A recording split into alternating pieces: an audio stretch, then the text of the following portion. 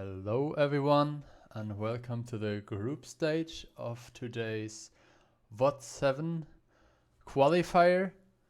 So this is the second part of the qualification road towards the playoffs. I'm joined by Keyhand again. And yeah, we are having 12 games today, 6 in each group. All of those games will be best of 5. We will start with watching Invilgo versus Postro, which is also an Invil team. Feel free to, put in your channel points on the vote. The teams were able to pick the maps this time, so different matches running at the same time will have different maps. We will start with Ghost Town, Murovanker, and Himmelsdorf. Let's see what the teams have prepared.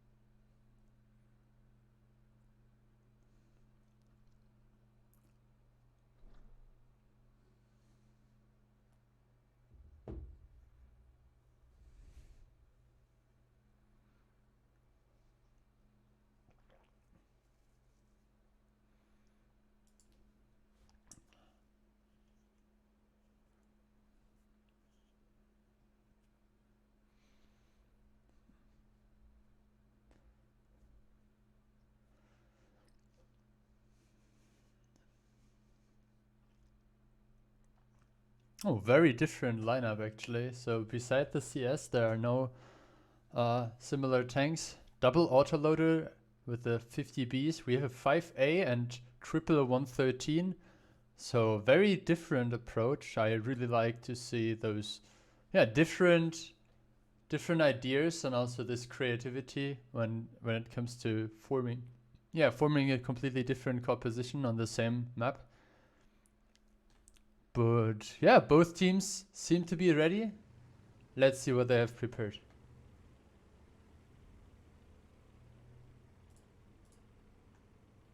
Going towards the city together with the IS-4 and the E100. The CS taking the north here, going towards A3, A4. He will have crossfire positions, also giving info on the A line. And for the attacking side, we see mostly, or actually everyone going towards the city with the 50Bs with a slightly northern approach. Yeah, I mean the 50Bs usually they try to stay in the back before the actual fight starts and then try to get the side of a tank or try to... Alright, immediate move into the cap, by the way, from the side of Pozdro. We see triple 113 getting pushed into it. for nothing so far.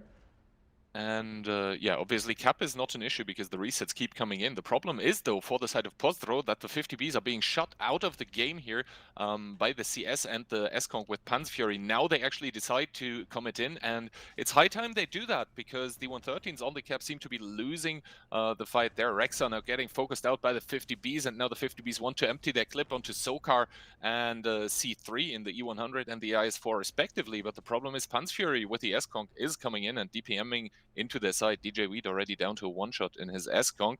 And we're going to have to see how the matchup actually goes here in the cap. Conrad down to a one-shot already, is poised to go down here as he does. And Kaprk now also down to 1k. He does pick up one more kill, but I would say that one pretty disastrous for the side of Pozdro. Yeah, I have to say the 50Bs, they had the flat sides of all the decapping vehicles, and there was only one S-Conk to stop them because the CS already drove down to like B5. So yeah, very aggressive attack, but not really executed well. The 50Bs were staying in the back for way too long. They were not able to give this initial clip, relocate, and just give another round. So I'm not expecting a lot of damage from the 50Bs. I'll relaunch it. And yeah, you can see it. Like DJ Weed, he was able to put in one clip, and the other 50B 777 also he put in a second clip. So it's fine in that regard, but overall it's just not enough damage at the stage where the damage really mattered. Like it was just the damage was coming in way too late. Yeah, on the other hand, obviously, Pun's Fury, he did a great job. He was the one holding down the 50Bs, preventing them from immediately peeking into those decapping heavy tanks, and overall a good team effort here. You can see the pen rates are also speaking for themselves. Like, he also managed to get into the game. I mean, he only did 1.5k damage, but he picked up 2 kills, and I think it's important to outline for the CS that he actually spotted one of the 50Bs in the north prior to the engagement. So that was very, very good information for the side of InVilGo right from the start. So sometimes it's not even about how much damage a tank deals. It's about if he gets the information, and he achieved just that from his position in the north. So yeah, that was the attacking side for Pozdro. They failed to convert the attack. Now it's going to be InVilGo with their attempt at putting the second point on the board. Obviously, games are best of 5, so nothing's really lost yet here. But yeah, I think they want to put themselves up on a match point and prove that the invite given to them was justified. Yeah, so Chess, as you can see at the bottom, just put in their first point against Prepalos. Prepalos was actually defending that game, so we have a win after 4 minutes during an attack round. It was on Himmelsdorf, so I wouldn't say a very defense favorite map, so we can end up with a 1-1 still here. Yeah, the other games are still running. I can quickly open them for you. So here you go. We have one game Pipos and the other Invil team around Piotr and Monsteryo, and we still have CSA versus Storm. So the longer those games are going, the higher the chances of having a draw, but there are 3 minutes left, so I guess we don't have to jump to conclusions. Also, Key, one thing I wanted to ask you before, what are your predictions for today? Do you have any clear favorites? So I would say InVilGo, also with them winning the last tournament, are clearly one of the favorites here, and they demonstrated it in the first game that we saw. I am very interested to see what Holovnici are going to do. For all of the other teams, they're sort of dark horses, as in they can aspire to greatness, but they actually need to do some very interesting stuff for me to actually believe in it. And for the German team of Chess, I am unsure how strong they will perform. I saw they tried finding one more player yesterday, and I'm not sure if they succeeded, actually. Yeah, actually, one of my suggestions went through. They asked Lemmy, and Lemmy, who was playing last tournament with Raid, actually, joined their team now. So all right. I would say they have pretty good player material, especially with, players like Shockish and Jackifa. So if a VZTD will be needed, there's I think plenty he 100%ed of experience. it yesterday with AP only.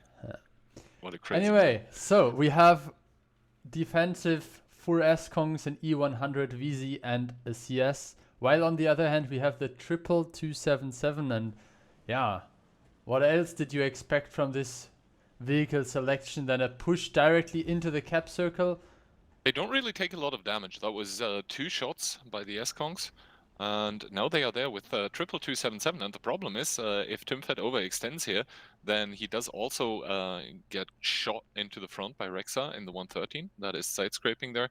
Kranwagen, an interesting choice, I would say, for InVilGo. He's driving around the eastern part of the map right now, probably wants to take some crossfire positions. And 13 seconds left. The reset, they need to come in now. DJ Wheat blocking 1 shot of damage, but actually not getting the reset. This is starting to get dangerous here for the side of Pozdro. I mean, yeah, 1 reset now comes through, but the problem is the 113 that I mentioned from the side, he's shooting into the E100. Timfed getting another reset, but on the tank he already did reset. So yeah, 6 seconds, and now Timfed needs to start sacrificing HP here at the cap. Finally does get a secondary reset onto Like, which takes the pressure off temporarily. But I would say the trades, they are going good for Pozdro, but they are still in crossfire. It's all about who gets the better positions now. Now the overpush is coming. From what it seems like, Santi had enough, and yeah, I mean, they're taking a lot of damage and not really achieving anything. Piotrix in his Kranwagen is now being pushed on as well. He lost 2 shots of HP, but it seems like he was able to return the favor towards Jose and Kubas. Soka and Rexa also dropped a lot of HP, and yeah, the HPs are looking pretty decent for the side of Postro. One thing that I really am wondering is why the Super Kong on the A4 position has still not moved up. Maybe he thinks that he can support DJ Wheat and Timfet there in a nice way, and yeah, hold down the cappers. So another decap came in, and I think at this point the HPs are just too far away. Yeah, I don't 6k know, against 11k. Invil Go to me looked like they had the better positions on the cap, but Sokar in the 113 just not trading well. The 277s unable to trade back the damage that was being put onto them. It was just individual trades everywhere going in favor of Postro. I did not expect it that way, but pretty strong showing here from the side of Postro Pochvic on their defending side. And yeah, Kuprk. He holds still a lot of HP in his Super Kong. Didn't even need to drive into the city. He was just happily farming from back there. And yeah, good stuff. 7-0, actually, for Postro in this second game. Oh, very, very convincing round. I mean, both teams won their defense, so we will not have any implications so far on a potential tiebreaker. Yeah, another 3-minute 15 game, so pretty quick round. Let's ready up in the spectator tanks, and we can take a look at the report here. Timfat, very good shooting, and yeah, that was the Super Kong that I was mentioning. He was sitting at the very northern part of the map, not really able to do anything. Yeah, Rexa, he was he and Shokai, they were the 113s side scraping in the back towards the Haldon Super Kong on one side of the cap, and I think Soka was the one towards the E100 and Super Kong to decap directly. I mean, in the end, it was just not enough damage coming here from those 277s. 5-5-2, I mean, against Haldon, Super Kong and the E100 angling the turret behind the rubble. I can understand that some shots don't go through, but if you can't rely on your backup hitting hard enough, then I guess it was just it was just not enough. I'm not sure even how Soka lost so much HP. I mean, yes, he did most of the damage of his team, but the thing is, he was in the farming, in the punishing position onto the decappers. I think the situation was that the Kranwagen was supposed to hold down the VZ and the CS that came from the side, and Jose and Kubas were just able to shoot the side of Soka. And yeah, did we take a look at the other results yet? I don't think so. They just came in, so yep. Feel free to. So yeah, we just saw Invil go against Postro Pochvic with the 1-1. Obviously, CSA is leading 1-0 against Storm, so the other pre-qualified team also putting themselves up early. Los Pipos is winning out against Invil Holovnici right now, 1-0 here, and Chess is leading against Prepalos 1-0, so that's the current situation. We'll see if we get one more update before the round here actually starts. Otherwise, we just see it after the game. Yeah, so that means based on the current score, we have Invil, Go, and Postro in the middle of the pack as they're on 1 point each within this draw situation. And Toxic's team would be first, with Prepalos being last place, but yeah, it's just 1 or 2 games played so far. It doesn't really say anything. I'm a bit surprised that Los Pipos immediately took a round against Invil, but was a very late ending, and they were, let's see, defending on steps, so that might have been the difference maker. Also, it's important to point out that obviously Invil Go and Postro Pochvic are mostly from the same clan, so they know each other very well, probably trained against each other. And if you do that, then obviously you know how the other team plays, how the other team lays out their tactics. Maybe you know and have copied some of their tactics, and it's very interesting to see such teams then battling it out because they need to come up with new stuff. And for Muro, we see Inbil coming in with a 113, IS4, double S-Conk, double Bat, and the CS, so very, very quick and fast lineup here. Pozdro coming in with 113, 60 TP, IS7, Kran, S-Conk, VZ, and STB. And yeah, they are attacking, and I would say they're going very, very aggressively through the middle here. Never is probably going to find out very, very soon about the enemy tanks, and then, like in the 113, should be able to do. I think yeah, he did. I think he did the most important stuff. Then that was the spotting onto the IS7 and the Kran. You can see 2 shots immediately getting sent towards Kubas, both penetrating him, and Postro's HP advantage already down to roughly 1k.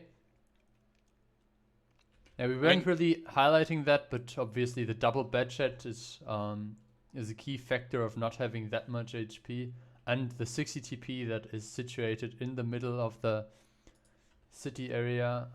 Yeah, thanks Observer Mod. Here also sitting on 3k HP when full, but Konrad and Kubas are capping now. And Soka just missed a reset shot with HE. You can see the explosion behind them. And he will need to peek that again because, Konrad actually decides to go out of the cap, meaning it's 1 minute and 20 now. But really, resetting the IS7 does become an issue for Inbil Go here in the long term because Soka is taking shots in the side. Never mind, one of the bad shots just got caught in the forest here. And Ozek, he hasn't lost a lot of HP, so... And I mean, it's kind of his job to take HP here. Ooh, good shots into Never. 1.7k HP dropped onto the CS. Piotrix also has to leave now. And that's a decent HP advantage for what I would say was supposed to be the underdog here. 15,000 to 12,000. They're still having the cap on 12 seconds remaining, and Soka taking another try. Yeah, the HE, you can see it ending up directly in front of it. There is a last shot possible. Okay, there's a decap coming from the back. I guess the IS4 decapped 5 seconds. Okay, another decap shot is coming, gone. But yeah, 5k HP difference, and the IS4 in the middle will now be in trouble because the VZ moved up, puts in 2 shots. You can see Senti there with only 71 HP remaining. Pantsfury taking a shot as well. And now the last attempt with a bad shot with a 113. They will probably try to like somehow clear up the cap or somehow clear up this western side of the map. But yeah, all the middle area is lost, and Jose and Mazoi, Osek, everyone will be able to support. And that looks like our first successful attack. Yes, I mean, you can see what Inbil Go tried to do here in the end. They had lost the rotationary potential with the Batchat very, very early. And yeah, the other nail in the coffin was basically that they forced the overpush here. I mean, yes, both of the tanks that were in the cap went down now, but they are in between all of those yellow tanks from Pozdro now and just getting farmed to pieces. I mean, it's like same amount of tanks, but triple the amount of HP, so... Yeah, I mean, at this point, probably... matter of cleaning up. Yeah. The problem was when the overpush came in, Pozdro in the middle and eastern part of the map already had one out, so the tanks could immediately go and support. Those now that we see our last attempts here to try to maybe get some win by RNG, but as soon as Yosi comes in here with the VZ, he should be able to claim both kills, or maybe just one, apparently. There we go. Piotrix is out, and Never, obviously, he will try to make it as long as possible because, yeah, with this, if you win the next round as Intel Go, you would secure better chances at selecting the tiebreaker map. Yeah. You can see everyone pre-aiming all the angles now, 27 seconds. I'm pretty sure that the CS is fast enough to make it, but yeah, he will peak against the 60 TP, which is pre-aiming him. I mean, yeah, he's going from the upper side, he's spotted, he does get picked up. So yeah, 4 minutes, and I believe it's going to be 35 44. seconds, 45 seconds in the end for the attacking victory here for Pozdro. And now Invil, they need to make something happen in their attack on Moro. Otherwise, they will have lost the first group stage match against their clanmates. Yeah, so 43. 4 minutes 43. One thing to obviously remember is that there are differences in the point distributions based on how clear you win. So if there's a tiebreaker win, which is winning 3-2, you're only getting 2 points, and the losing team gets still a point for taking 2 rounds out of you. So it's basically like in hockey, right? If Yeah. you make it to tiebreaker or overtime for hockey, to stay with the analogy, you do get 1 point for your effort. Exactly. So that basically means that Postro has secured their first point. They have 2 victories, and now they have 2 match points as well. If they convert it immediately, they will get 2 more points, so it's 3-0 in points. Otherwise, they will potentially win 3-2, or they will give up both rounds. But there are other results. Yeah, I was about to say, talking about securing first points, we see that Pchepolos is trailing 0-2 against Chess. So that means Chess now has 3 match points and also secured a point already. Same goes for CSA, who are battling Storm right now. We just saw the 3 matches in between Inbilgo and Postropojvic. And the last match, Los Pipos against Invil Holovnici, we see it all even at a scoreline of 1-1. Yeah, so that means both teams won their defensive game. What was the map? Seps was their map. And yeah, they will head over to Himmelsdorf now. And yeah, we will see how the game will proceed. Obviously, we will jump to the other games in case there are more games than we can see here. Basically depends on who is winning the next round. Maybe we can watch the last game of a different team. Also, I really want to show the Los Pipos team logo on stream. I really like it. But yeah, we will keep you posted on that one. Oh, you made me curious, actually. I'm getting some Discord reports.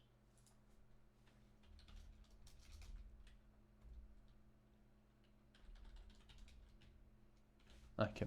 All clarified. Was just a rule question. No issues whatsoever. And with no issues, we are going into the next round. Invil go on the attacking side, bringing double Batchet, double S-Conk, a Kranwagen, an IS-7 and an IS-4. I really like the IS-4 coming back into meta. IS-7 also on the other side with double Kranwagen for Postro, double S-Conk here as well, a T100 light tank and a Batchet.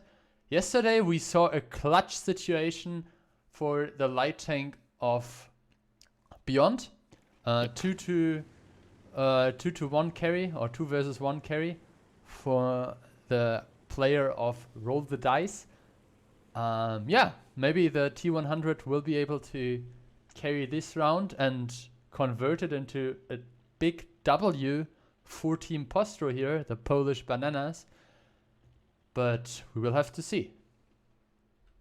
All right, we do see a commitment here into the middle with the IS-4. And also one thing to mention that very few people really get to understand yet, as the Batchet, hold that thought, yeah, the Batchet taking 1 shot immediately, getting Amorak, repairs it here. Rexar not yet committing in, but the push by the heavy tanks, which is spotted, should be going onto the cap here very, very soon. And as soon as Kuba is out of shells, then they will have some very, very good capping options. But obviously that Batchet clip is going to hurt a lot. Also, Ozek is on the overlook with the Kran, able to reset. And the T100, I'm not sure what he's achieving here now at this point in time. Maybe the T100 is so far there to control the upper side of the 3-4 line and see how tanks are moving towards the 4-5 line into the direction of the cap circle.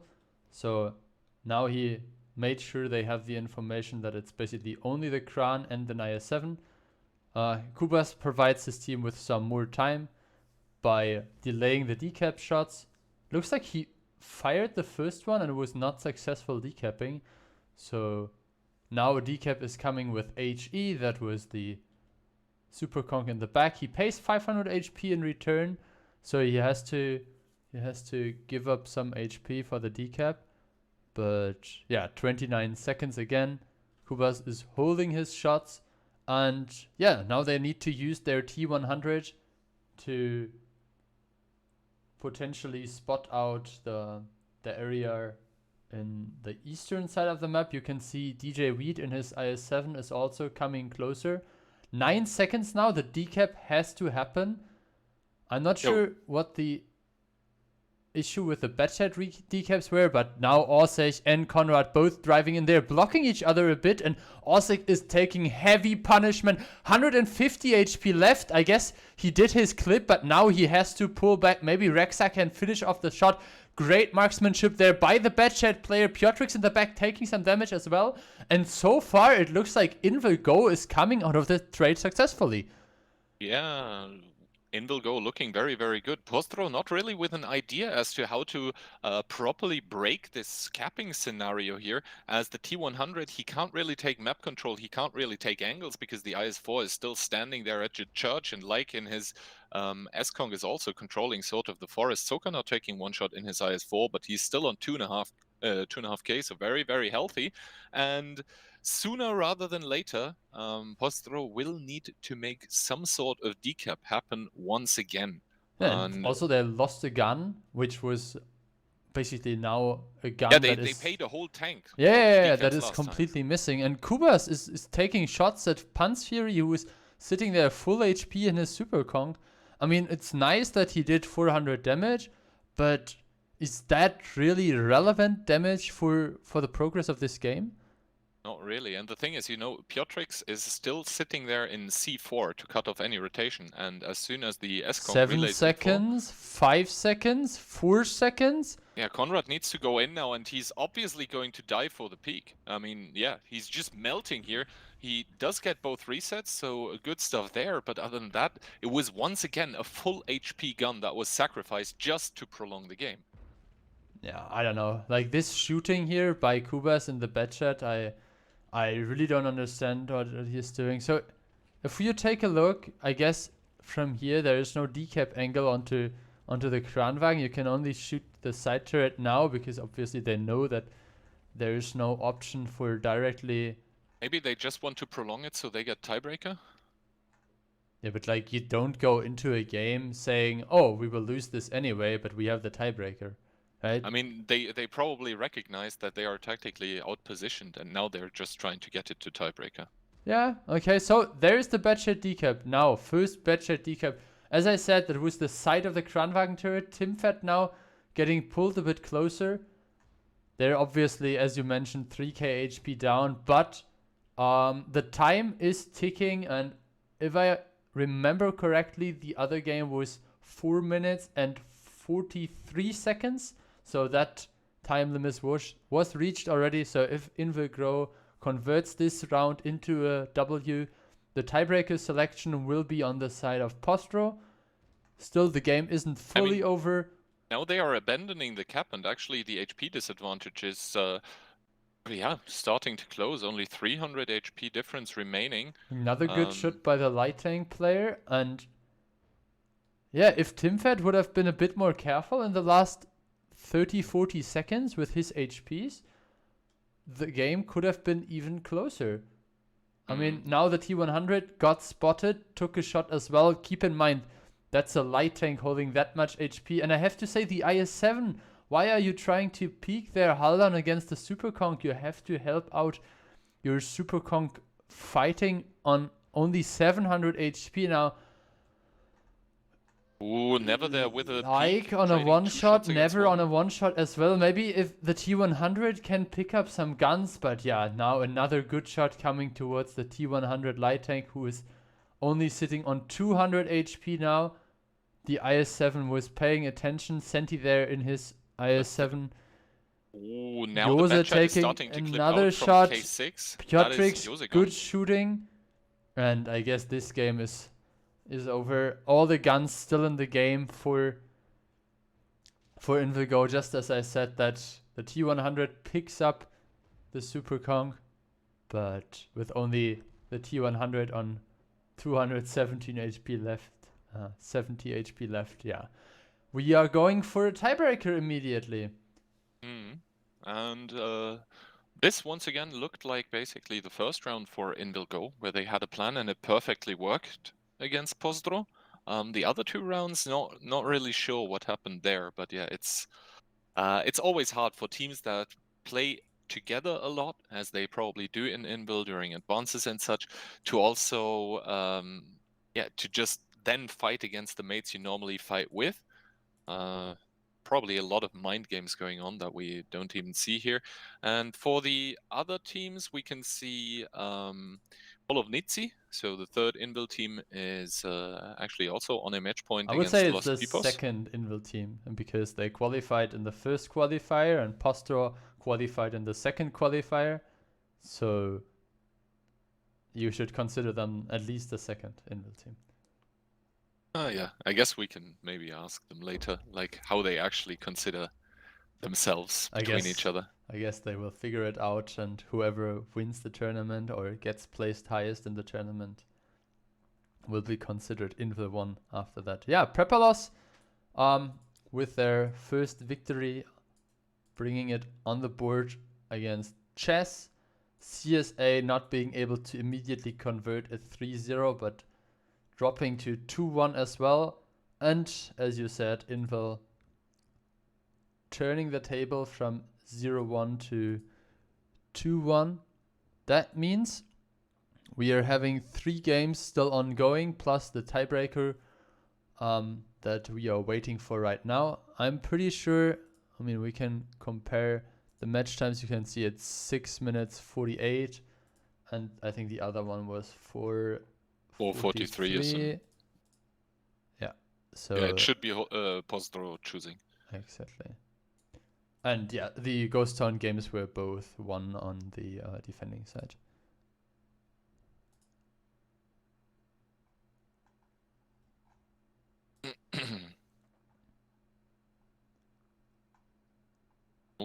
Okay, it's very nice to see though that none of the group stage matches so far is a clean sweep. That means teams are, at least in the matchups currently, I would say, not necessarily completely evenly matched, but yeah, they are all competitive compared to each other. Yeah, obviously with the maps being played right now, but all the teams were able to either pick and ban against each other, or ban a map that they don't want to play. So nobody has to play their least favorite map. That means that the maps are hopefully better suitable for all the teams, and because of the nature of not having best of 3s but best of 5s, you cannot just end up, unlucky, we lost 2-0 on our worst map against an enemy that we could have maybe reverse sweeped 3-2 if the maps after that for a best of 5 would have been better. Yeah, best of 5 obviously ensures that, or the higher the best of goes, I think the better for the competitive aspect of the game. But obviously, at some point it doesn't really matter anymore, in my opinion. Like, yeah, true. If it's best of 21 or best of 31, I think at that point you just put so much pressure onto the player, they're getting exhausted. So you could consider, playing for hours maybe an exercise of mental strength, but, yeah, but it I would think be that more is like pushing an it. endurance Yeah. endurance challenge than anything else. Yeah, true. Good You would damage, have to by the way, probably by spread the it. T100. So You would probably have to spread like a best of 31 or something over multiple days. yeah. So our match just popped up: Postro versus Invilgo tiebreaker. Yeah, we can basically join it already. Yeah, you can see tiebreaker map is Himmelsdorf. Postro picked defense. That means Postro yeah, has the time on their side. We'll need to see if they have the RNG on their side as well. Score is now obviously updated to 2-2. We are we are placed in the post-draw match now, so let's switch that around as well. Yeah, and we will see what is happening. Let's hope one of the other matches also goes to tiebreaker, so we have something to cover after this one. Chess just Chess won against 3-1 against Prepalos. I was about to say, Chess against Prepalos is not going to a tiebreaker. Congrats to the German team here, putting their first W on the board, and I think for the time securing their first place in the group with this. They are definitely first place because they have 3 points, and the other teams here will end up with a 2-1. CSA and Storm also not going to tiebreaker. CSA approving why they got their invite 3-1 in that matchup. Yeah, so that means Invil, Go, and Postro both on 1 point right now, fighting for their second point, while Prepalos sitting on 0 after match 1 and Chess having 3 points secured in their first match. We will schedule them next matches basically always when the teams are ready. So we hope that we can provide you with a stream that does not have a lot of breaks. Still, our priority is on making comfortable stream while taking care of the players. So we will not pressure anyone into immediately playing if someone needs a break, or if someone is exhausted, or if someone needs some time for preparation. Or if someone needs to take a real big dump. Exactly. So we are waiting for the results of Los Pipos versus Invil. You can see it ended 7 minutes ago with 3 minutes break time, countdown, and so on. So there are maximum less than minute 4 minutes. 5 right now, right? So that means they have like 3.5 minutes left for closing in the next round. Decent chances that we can see the result before we start into this round. Himmelsdorf as a tiebreaker. Very nice map in my opinion. And we already see some tanks picked here, 150B1 IS4, double S-Conk, and a Batchat. So, second IS4. I really like those picks, and what I wanted to do last game, but I got interrupted basically by the action immediately starting, is that the IS4, I don't think all people playing in those tournaments have yet recognized how strong it actually is, especially against some of the meta picks that are around currently, like Kranwagen, IS7, and VZ. All of those tanks have sort of derpy guns with sort of low wish penetration, even on their gold rounds. So the IS4 just being armored so well all around just is basically sort of a counter pick against that meta. That's why we also keep seeing it so much. And obviously you still have other good assets. You have decent DPM and you have great HP. So you have your option of side scraping without really being punished. So that also means that if you need to hold a position, especially on Himmelsdorf, like a corner or something, provide decaps, then you will be able to do that. The lineup is completed and an E3 was added to the lineup. What do you think about that one? That's, by the way, defending E3. So probably for the northern cap in the window? Yeah, that is where you most likely see E3s. But obviously with teams like this, they can also pick a tank and do something completely unexpected to throw the enemy off guard. But yeah, 80-90% of the cases you will find the E3 in the window. Mirek complaining that the rules are the same for all in the tournament. Yeah, he's not happy about losing his first round. Yeah, if you lose, then immediately start complaining about the rules. Makes sense. That's always the approach. Yeah, we are having a match in our hands. Double 50B, double 113, and IS4 277 and CS. So you're basically bringing 3 tanks with barely any armor in this format, so there are no low tier tanks or something, so the CS will usually not be able to bounce a lot. The same goes for the 50B. Players know where to shoot it and not bounce on the hull. Bit of a coordination issue here between the IS-4 and the 50B. But yeah, taking a look at the minimap, we see the CS obviously being the first one to go on the hill. You can take this position here to look what happens here. You can take this position. Oh, immediate info being traded out, by the way. The double 50B in the south got spotted by the Batchat, and you can see the E3. He's not getting sent towards the A45 windows. Instead, he's taking a, I would say, unusual position in the B line where he could get farmed by like in the That's not a good window to CS. stay in here, Kubas. The problem is he can get farmed from above, from like, but he needs to leave at some point here. And I think currently, yeah, Invil getting caught a bit off guard by how aggressively Postro is playing this defense. Yeah, but on the other hand, the CS already put in 2 good shots, like they're being also able to spot out the 50B at the bottom. So he is the reason that we already see a small HP advantage. 1 shot put into the Batchat, 1 shot into the E3. And as you mentioned, a lot of spotting information, positional information traded. Conrad there in the IS-4, very aggressive.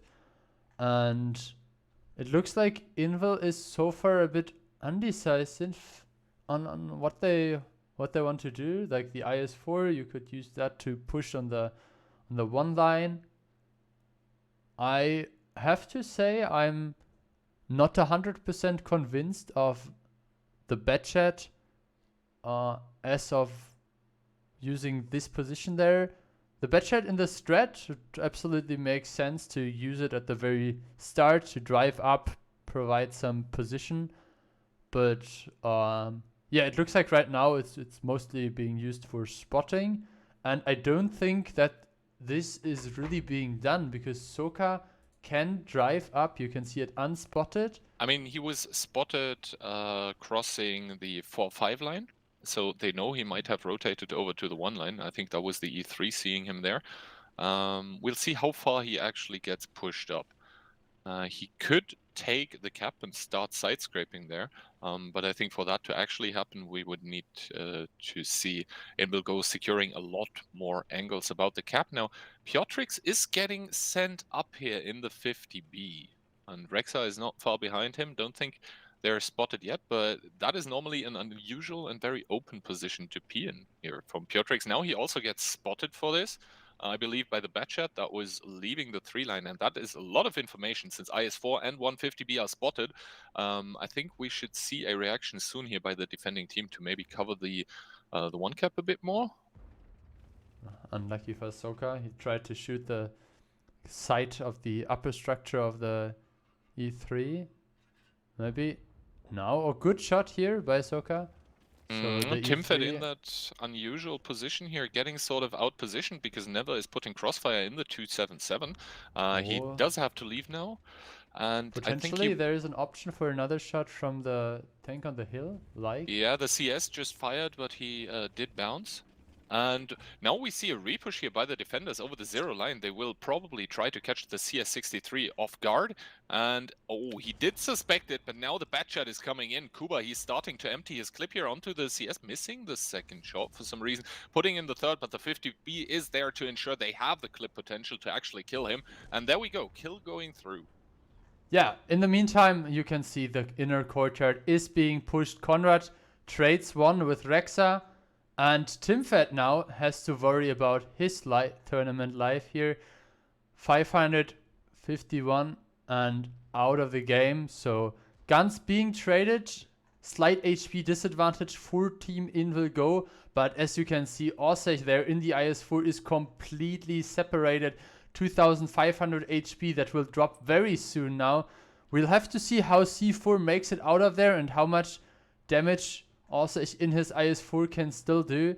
But yeah, Postro being down now over 1000 HP. They really have to pick up C3 before the others rejoin. and yeah, put their S-Kongs into position where they can hold a potential repush. Soka not being able to snap the Super Kong, and DJ WoT might be in a heap of trouble now. Yeah, DJ WoT, he's also separated, just like the IS-4 in the hangar was. He's trying to get away, and I think he's doing a good job of it. He will take some shots on his way out, as we saw just now. But yeah, he is now safe. And the thing is, there is a rotation coming in. Konrad with the IS-4 and Kuba with the Batchat. They are in the south here. They need to bring themselves into the fight, but need to be careful as well not to get caught off guard. And now we do see the repush coming in here by the side of Invilgo onto the double S-Konk. They want to make something happen here as long as the 50B might IS-4. be able to clip out of on Jose. Jose taking the first shot. Rexa dropping down to a one-shot here in his 50B, and DJ WoT, the one that got away earlier, is coming back, hungry for more. He should be able to pick up both enemy 50Bs with his one clip here. Does do the first shot of damage onto Piotrix, does do the second one. Piotrix, will he be able to get away? Will we see a low roll possibly? Now he peeks for Rexa, does kill him, and does get picked up in return. But the Super Kongs in the courtyard, they just get farmed to pieces here in this scenario. Kuba's now coming in with his Batchat, doing nice shots onto Sokar. And this is neck and neck right now. 4v3, the HP not really in favor of any team here now. So we will have to see if Invilgo's superior amount of guns is able to carry this. Yeah, I mean, one big factor obviously is the position. And you can see the double cap is being started now. 52 seconds left. And the IS-4 has to move up. They have to somehow kill Never, or Soka has to be out-traded. But yeah, Soka and the IS-4, we were mentioned it earlier. Holding a position, side scraping off of it is the tank for it. And yeah, Konrad might not even be able to just go there in time because yeah, it's 28 seconds left, and depending on how they approach this with a capping, they might be able to just drive across the building, like around the corner, and yeah, they are safe now, so Yeah, Konrad so- will need to completely commit in. He's going to take shots by Sokar, and in 10 seconds, I don't think he even makes it here. Sokar actually with the smart move, taking the track shot, and now good does blocking. ram Konrad. This is disgusting, but effective. Another shot into the IS-4, and the cap goes through, so we will have Invilgo securing their tiebreaker victory here in the first round of the group stage. Yeah, that means we will have current results: 3 points for Chess, 2 points for Invilgo, 1 point for Postro, and Prepalos on place 4. And we're actually in for another tiebreaker between Los Pipos and Invil. Tell me how you want the... Well, we are joining Invil, so I don't know, Invil in red and Los Pipos in blue. Let's go. Okay, so yeah, I mean, let us elaborate on that. So we have first game over here.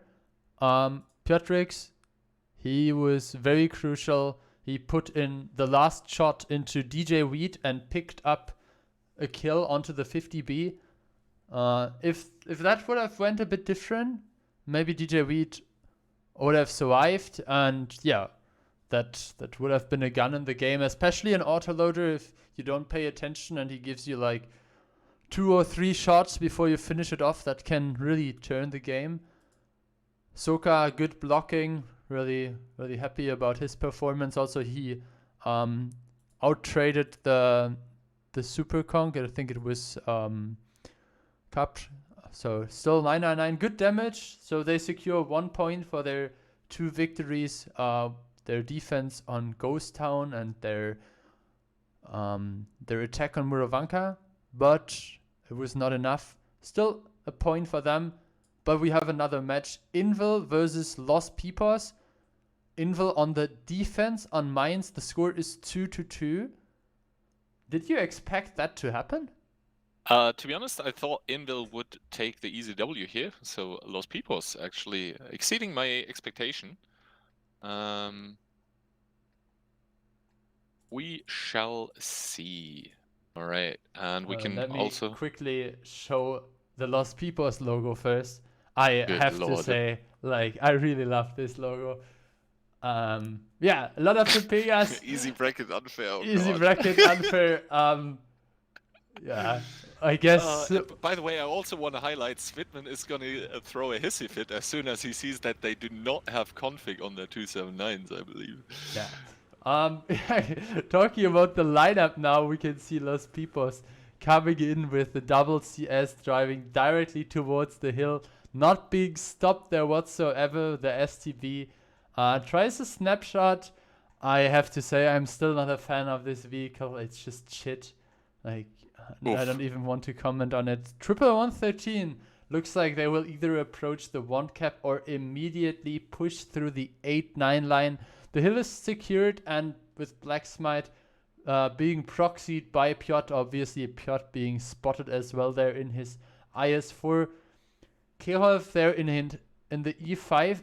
To be honest, it looks very similar. Do you remember yesterday's game? Ooh, Cody, that's a peak that he would do. Losing half of its HP for actually nothing. Well, he did get something out of it, the information that the enemy tanks are reloading. Yeah. So now the 113s are pushing in. Piotr and Lasini Saccolini should be both reloaded. There is a bounce happening onto Osk, but Sofia takes some damage. Pasuri misses his shot, and it looks like they decided that they will collapse there with all 3 tanks onto Kirov in the E5, who takes a brunt of damage but stays on roughly a 3 shot.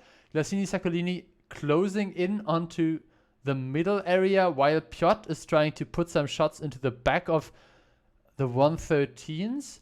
I'm not sure if Piotr has done himself a favor here. Like, he alerted them to their presence if they needed any more information, and now the 113s can start farming the IS4 hull down. Obviously, they cannot really commit onto Karol because he's being covered so well by Yuzek and Tsek. Yuzek now actually pushing up in the base to help Karol in the E5, but the problem is he's good taking shooting a lot by the of punishment. VZ55. Invil now down to only 1k HP advantage. They were up like 3.5k, but now the collapse is coming. The CS63s are putting the hurt into the 113 backs. The E5 still alive. Yusik should be able to give at least one shot into Osk. Picks up the kill even. And Los Pipos now down in HP, down in guns. Pasuri also in a heap of trouble. Now having to defend his life against, 3 tanks there directly sitting in front of him. Monster U has also completely taken over the western side of the map, and with 4 tanks being stuck on the hill now, you really wonder, why did they pick the STB again? Yeah, the STB, I'm not a fan of the tank either. Like, it feels like it doesn't have armor whenever you play it yourself. The alpha is sort of lowish. Yes, it has DPM. Yes, it has gun depression, but other than that, nah. Just nah. And the thing is, 4 tanks now on the hill here for Los Pipos, but that means they don't have anyone anywhere else, and they need to attack. So, yeah, not looking good here for Los Pipos. Still, Los Pipos, I mean, they are in a bad position in this game. The match, they already put in 2 points there, so they're not going out of this match without anything. They are already up 1 point towards Storm for a potential fight for 3rd place. And to be honest, I would have before those games would have actually said it would be CSA and Invil fighting for the 1st place, with Storm and obviously 1st and 2nd place, and Storm and Los Pipos fighting for the position in the lower bracket. And yeah, after those games, considering that this game looks like it's over, I mean, Invil doesn't have to push. They have more guns. They have more HP. I guess we can consider this one an Invil victory. So Invil on 2nd place after CSA, because obviously for this tiebreaker victory, they would only get 2 points. Overall, yeah, obviously only 1 game played or 1 match played, so everything can still change. Indeed. And yeah, Indel Holovnici, they basically just want to run this one down. They don't really need to make a move here. Because, well, they are defending, so within 3 minutes, somehow Los Pipos needs to come up with an idea as to how to win this match. They are trying to rotate Sun in the north, and he's actually taking quite some damage for it, down to 900, down to 557 now, so that's a two-shot if I've ever seen one. And in build, they just have all the positions they could ever want. They even have the A4 small hill covered with Mantos that puts in another nice shot here onto Sun. He's probably going to die soon, and I believe Los Pipos, yeah, they're trying to make something happen at the entrance to the hill now. Not really rewarded with success either, I would say. So maybe they can just cut this match short. Yeah, I mean, it's kind of a stalemate now. Sun being dropped, going completely out of the match, and I fully understand Invel saying, "Hey, we don't have to risk anything." On the other hand, you cannot really expect Los Pipos to just drive in and give up. By the way, round. what is that IS7 skill that Glassini Zaccolini has? Where was that one available? That's the one from this most recent Halloween event. Really? I need to equip it. Looks cool. I have to actually say that I feel like the shape of the turret, at the back of the IS7, looks a bit like a 277 turret for me. True. Especially when, when in the move, I feel like it looks a bit different than the original IS7. Yeah, first I was reminded a bit of a 260, but yeah, the hull actually does look, especially at the back, like a 277. Yeah. Ah, well, we have anyway. our first results. Invil 7-0 here. The STB completely useless, obviously shitty tank. IS Force, good damage. Even who was it? Yusek. He was the one being pushed on at the beginning, surviving. No, was it Yusek? No, Yusek was the one crossing, right? Yeah, I can't remember. Yusek was the one crossing. Yeah, Karol was the one holding the front. So Karol also staying alive. One bounce shot onto him. But yeah, good stuff by Invil. Obviously, we didn't see the two previous rounds. And that means that we can take a quick look. I mean, I can also first take a quick look again at the nice Los Pipos logo. Lava ocean cameras, man. There are so many memes here. Yeah.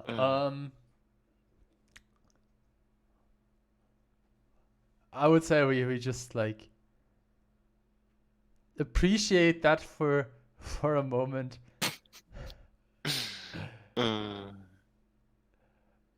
Okay, I think we appreciated it enough. And then we could quickly take a look at the current standings. So yeah, as we mentioned, Chess in place 1. They are the first team to secure a clean victory without a tiebreaker, so 3 points for them.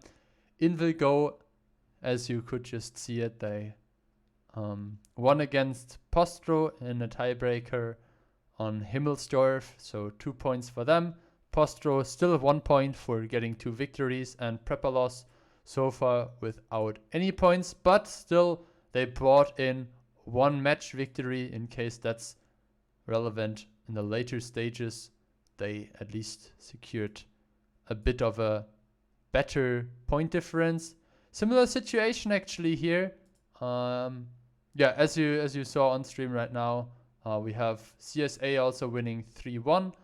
So similar as we have seen it with Chess versus, what is the other team? Prepalos. We have CSA here in place 1. We have Invil in place 2. Los Pipos with 1 point. They had 2 victories, so they get at least the point for trying. And Storm. Yeah. So far, only the Group 1 matches are Yeah, open. because the other games took longer, so Okay. So do we show a group 1 or group 2? I would opt for group 2 actually, because we just spectated a group 1 match. Yeah, we can do that. Okay, so what are the next matches actually going to be? The next matches will be CSA against Inbil and Storm against Los Pipos.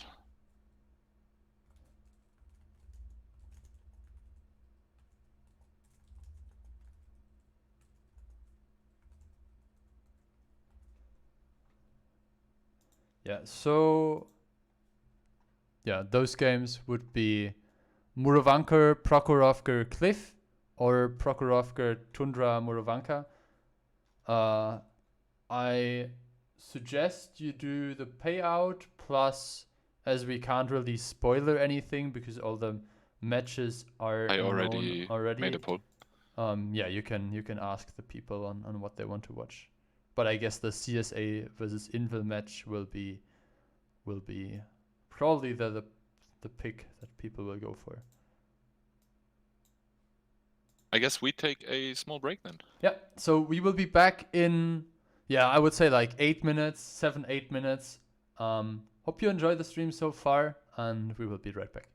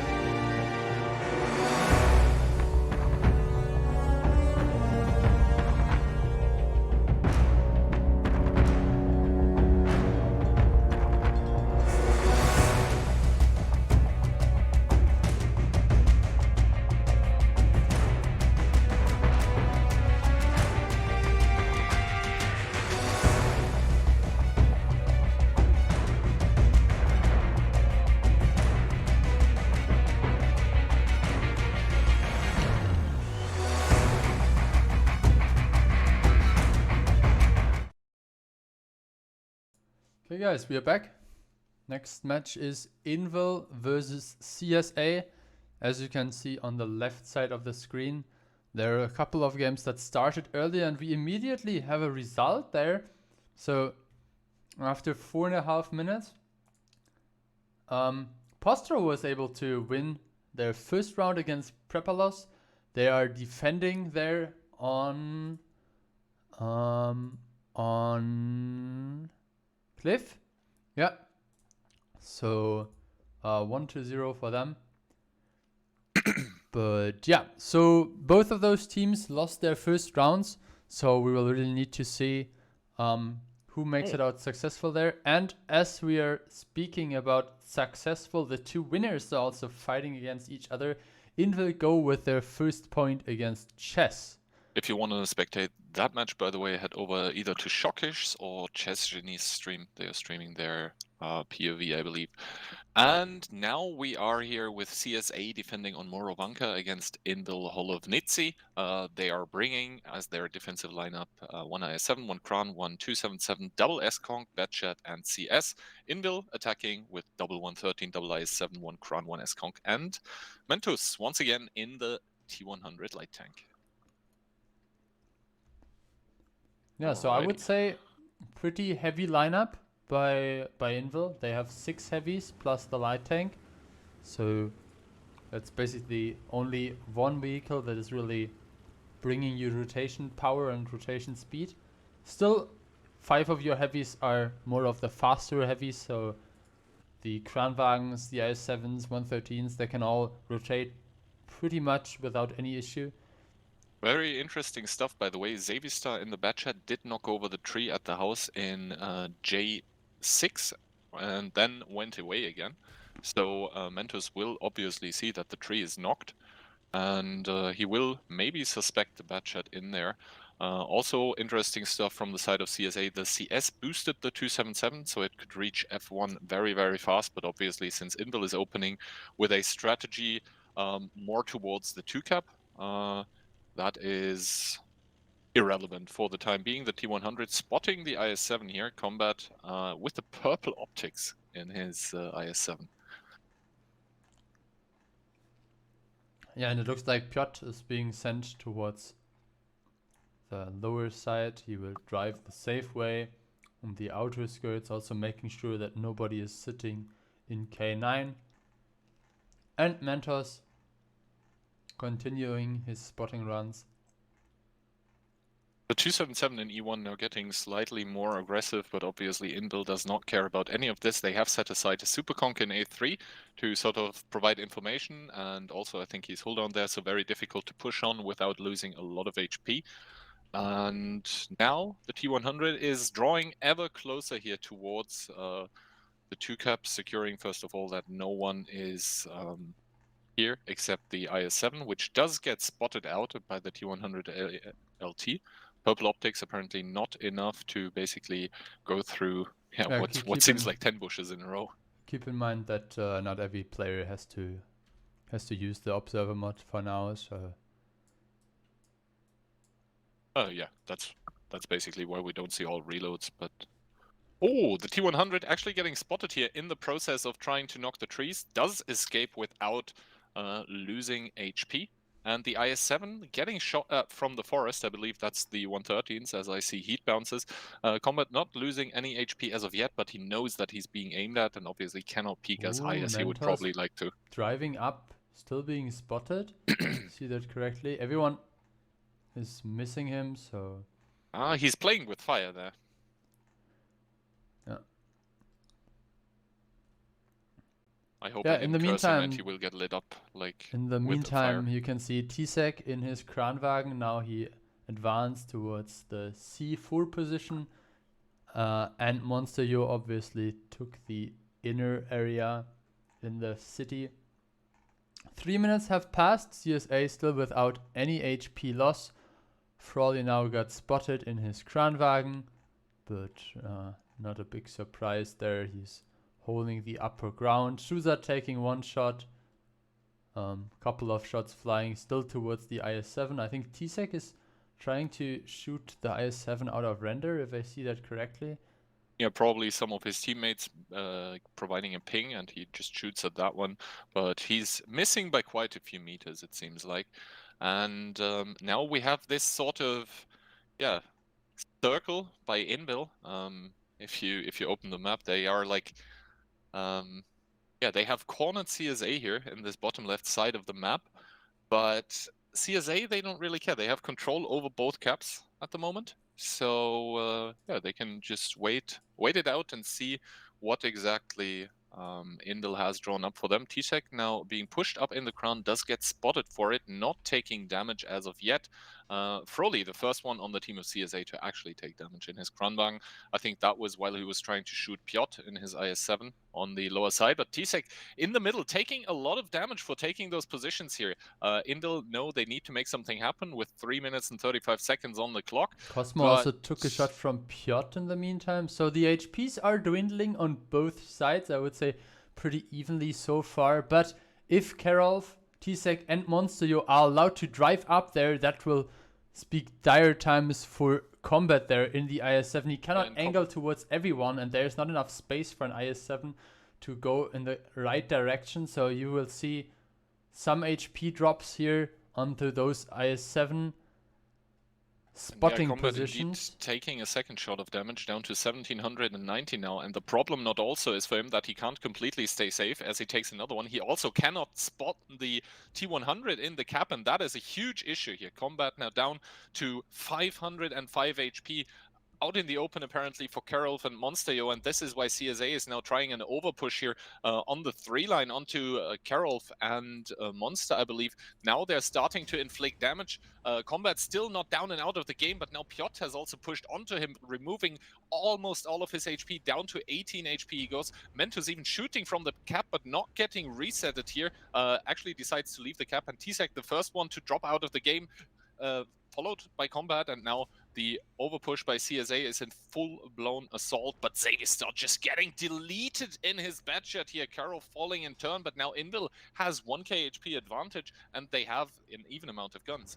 Yeah, Frawley Zaro still on a one-shot. Monster trying to get the kill. Finally, he picks up Frawley. And Lucan, he has to make sure that he picks up Monster while staying more or less safe from the tanks that are now approaching into the CSA tanks again. Keep in mind the T100 is having a significant share of the HPs, and he is not really a combat vehicle. Now, Cosmo picked up Monster in his 113. The HPs are still pretty even, one gun up for CSA, and I would say that the game is not over by any means. No, it's not over here as Glassini, I believe, gets tracked on the ridge, trying to poke onto Crazy War, and now Lukin, who has almost all of the CSA HP, finally joins the fight, and that 113, that IS-7 here by the team of Invil, they're both one-shots here. Crazy War now also coming from the upper side. Sakalito, Hosmo, they are trying to go towards the cap, and I believe that should be a W for CSA, because now the only thing they need to do is reset the T100 LT once. Yeah, 1 minute left, and I mean, they literally only have to drive towards the cap circle. Mentor's also a good sportsman, not trying to bait out time. Doesn't really matter as they're attacking anyway. First point looks like it's going towards CSA. And yeah, good stuff coming in from the Czech team. They brought basically a dual layer attack, or like two front attack, cleaning up the 1 line and the 3 line at the same time, and yeah, distributing their HPs in a way that no one would really drop immediately. That means in turn CSA has to now attack, but obviously successfully defending. We will for sure see them playing on the upcoming maps. Yeah, 5k damage here for Crazy War. Good stuff, and maybe you will run us through the other results. Yeah, other results obviously in as well. We see Los Pipos there with the first point on the board against Storm. Above that, we see Invil go chess 1-0. And they have not finished their second round as of yet. Below that, we see Pozdro with the second win, 2-0. So up on match point now are Pozdro against Przepalos, the second Czech team here. And CSA, we just saw them taking the defensive victory. That was, I think, closer than it looked in the end, because at one point in time, I wasn't sure if that overpush by CSA was actually going to succeed.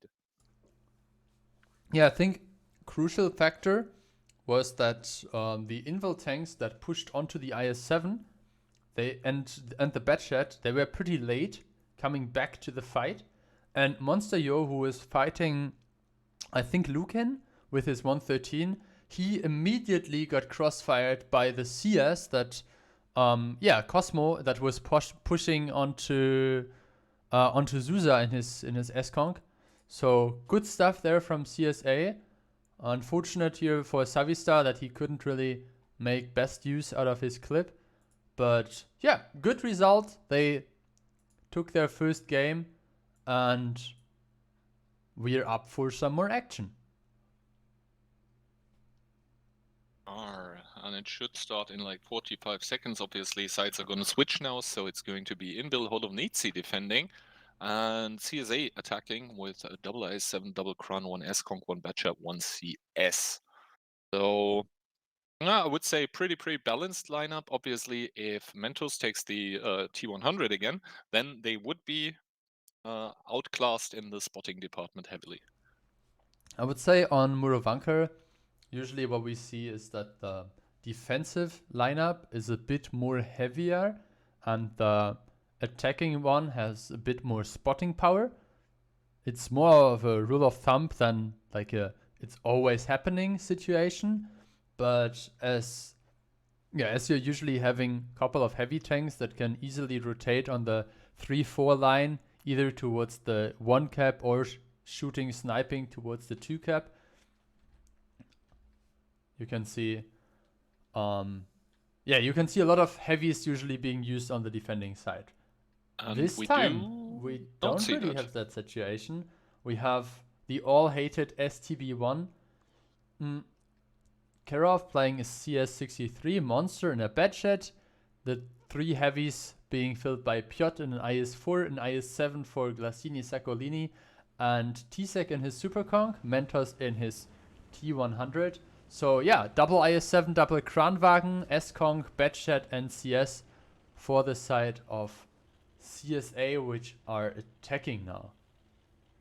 And yeah, we do see a split going on here for the defensive side of Inbil. They're sending a lot of tanks towards the forest. The IS-4 going towards some middle house position, I guess. And S-Conk STB are going to cover the 2 cap, which is the one that will probably get attacked very soon, as CSA is diverting triple heavy towards that situation, also with the CS to crossfire. So I don't think Inbil is reading this quite correctly. They are assuming some sort of 2 cap commitment. That's why we see all the tanks on the 0 line here to possibly counter something. And yeah, now they need to react because the double Kranwagen has actually entered the cap here. This means 50 seconds. Inbil is on a timer. They need to make some sort of reaction. Zusa in the STB, the only one currently able to provide some sort of resets here. But I don't think he's going to be able to keep that up forever, as he's probably peeking into hull-down Krans. Never mind, he does a shot of damage, a reset comes in, but he does get spotted in return and takes a shot for it. Yeah, you can see Piotr trying to drive into the middle area. Usually the church position is occupied by a heavy tank. In this case, Crazy War and Combat are both spotted by Mentos. And I have to say, I don't really agree with the decision of leaving 2 IS-7s there at the site, especially when you're facing that many quickly rotating medium tanks. Now Glasini Saccolini is taking a bunch of shots, dropping down to 1.2k damage. Monster looks like he's shooting heat onto the upper plate of the IS-7, successfully penning 2 in a row. I guess he's keeping his shot, making sure that he can fully empty his clip. Now a good shot into Crazy War as well. Having to use their ammo rack. And yeah, you can see those 300 damage hits there coming in from the T100 in the back. Mentos doing the dirty work here. I mean, Piotr, he's trying to get crossfire angles onto the IS-7s, needs to be careful not to overexpose towards the Kranwagens, but yeah, this Combat taking camera. shot after shot, and the Batchat not really able to achieve much. Crazy Warner dropping down to a one-shot, and Mantos with that crossfire by the T100 is just huge. Monsteo picking up the first kill of the game, and Piotr seems poised to kill Combat here any second, I would think. And this is why the Kranwagens from CSA are now trying to make a rotation on towards T-Sec in the S-Conk. They are paying heavily for it now. Piotr expectedly picking up Combat, and now the Eastern presence for CSA is all but gone. The Batchat has to run away. Piotr taking one more nice shot by Sakalito, I believe, and the Kranwagens meanwhile have cleaned up the S-Conk. But yeah, Zusa, the one that is probably going to feel the heat of CSA next, as he's the one that is actually sort of isolated. But the problem is that the Indo forces, they are coming in heavily from the east. Zavistar getting tracked there with the Batchat, goes out of the game, and now Sakalito, the only one really able to provide any sort of cover fire, but at this point in time, the HP, I think, is just too far gone. Hosmo in the CS not able to finish off the STB that Zusa is in, and does die here to Mentos. I really have to say I like the rotations that the T100 did in this game. They just made any sort of reaction by CSA impossible, and defeat for them inevitable, I would say. Yeah, but I have to really emphasize on the point, why are you playing that aggressively the forest side with this double IS-7 there, when you know that you will not be able to contest the forest against the Batchat and the T100? Like, Savistar, he was playing in the back, trying to, I think on C6, trying to keep a bush where he can then crossfire any heavy tank that drives into the city, but I don't really understand what was the plan behind that. Yeah, the thing is, I don't agree with the Batchat being in the city together with the IS-7s. I think the Batchat needs to cover the north so that the T100 cannot flank, and then the IS-7s stay alive for so much longer. Yeah. But yeah, good stuff from Invil. I mean, we can always also emphasize on what was done well, and not only on what potential issues happened on the other side. Other results are in, by the way. Invil Go against Chess is a 1-1. So the victors of the Group 1 are currently tied up, just as we see Invil, Holobnitsia, and CSA. No other new results, I don't think. Are there? No. And with this, we are heading over to Prokhorovka. Yeah. Ah. Oh, Storm 2-0 over Los Pipos. No, that's Los Pipos 2-0 over Storm.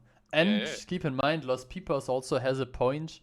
Has a point from the previous round where they took 2 rounds of the game against Invil. That means they're already sitting on and 2 points confirmed. 3-0 against Przepalos. Yeah, well, I guess that was a pretty quick match.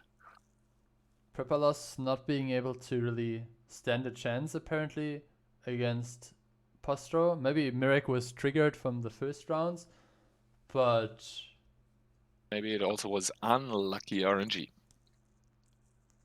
I think they still have to go against the invited team, which would be Invil Go, because Postro played them in the first round, and now Invil is playing against Chess. So Przepalos has supposedly one of the hardest enemies in the third game, and we'll have to see. I actually think that Przepalos might be out already. Did they lose 2 in a row without getting a point? Then they lost against. So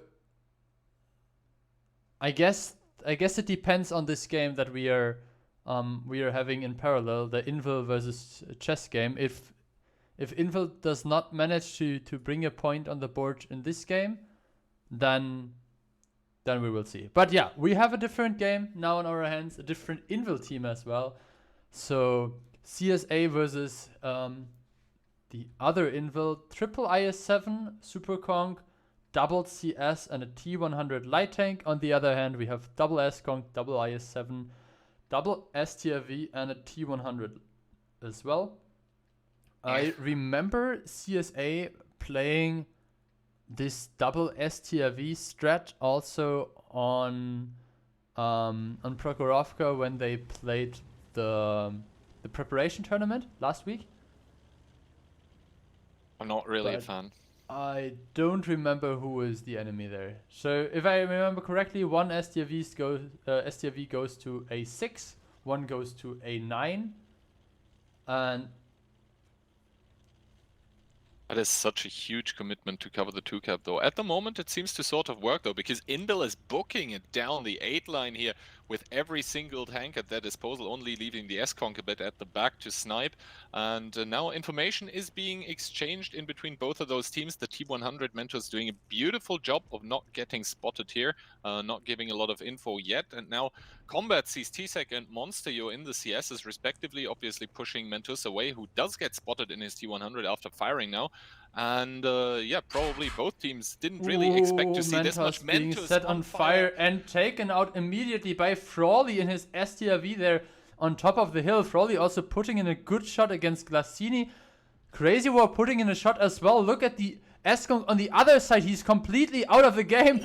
Combat being rammed to death. Piotr and Karov making short work of the Czech player in his IS-7 there. And now it's on the STRV to protect Sakalito, to buy time for Lucan to get into the game. Crazy War there putting in another good shot. He has to now somehow finish off the IS-7 so Saka doesn't have to turn his turret. So many tanks encroaching here onto the Super Kong on the top. I'm not sure if Frawley is still having shots onto anyone.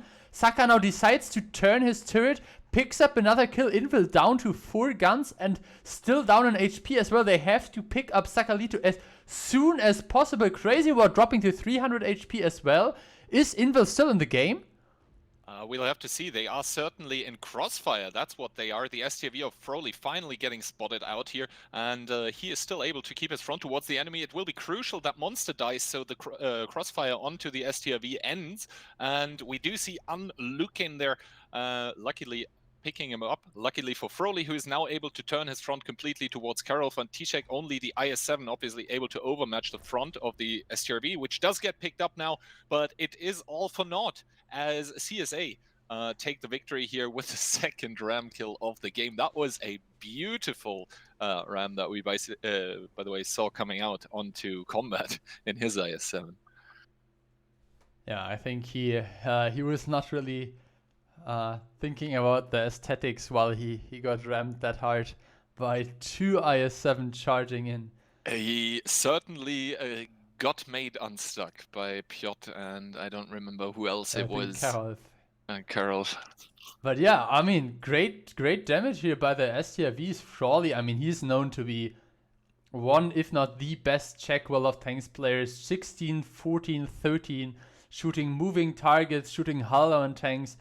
And also Crazy War, I would say he's one of the newer generation players. So he joined that CSA roster not so long ago. Also really great shooting, 11-10. Good stuff here by the other tank as well. Saka 666. He had a difficult task because he had to always drive forwards, backwards, trying to dodge some shots. And yeah, Lucan came in, I guess, in time. Because he was the Super Conk on the other side. And you can see good stuff happening here with this double STRV lineup. Obviously, the question is if something else would have happened, like some commitment on the other side, would you be able to really share the HPs with your STRVs? But I'm really wondering what would have happened if basically the double CS boosts 2 IS-7 on the 1-2 line. Yeah. But because on the other hand, can you actually expect? I mean, we see how the tanks are distributing at the beginning of the game, so we know, okay, they're strong there in the early game and they're having some difficulties holding those positions. But can you actually ensure that the STRV is not sitting on the 2 line at the beginning and then you push into an STRV that sits maybe then behind the trees on what is it, A1 or A1 at the very corner there, and farms everything. So it's a difficult decision. Yeah, I think Invil had to all in it somewhere. Their setup sort of screamed all in with the triple IS7 double CS, and I think they picked the wrong side to do it on. But yeah, all of that is done and over. CSA basically securing their first point in this match here by going up to 2 round wins, and now they are going to be attacking here in their first match point as well against Inbil Holovnici, and they are going to be doing that with a, I would say, very heavy lineup for Prokhorovka, to be honest. Triple IS7, double S-Conk, 1 CS and 1 T100. That is extremely heavy.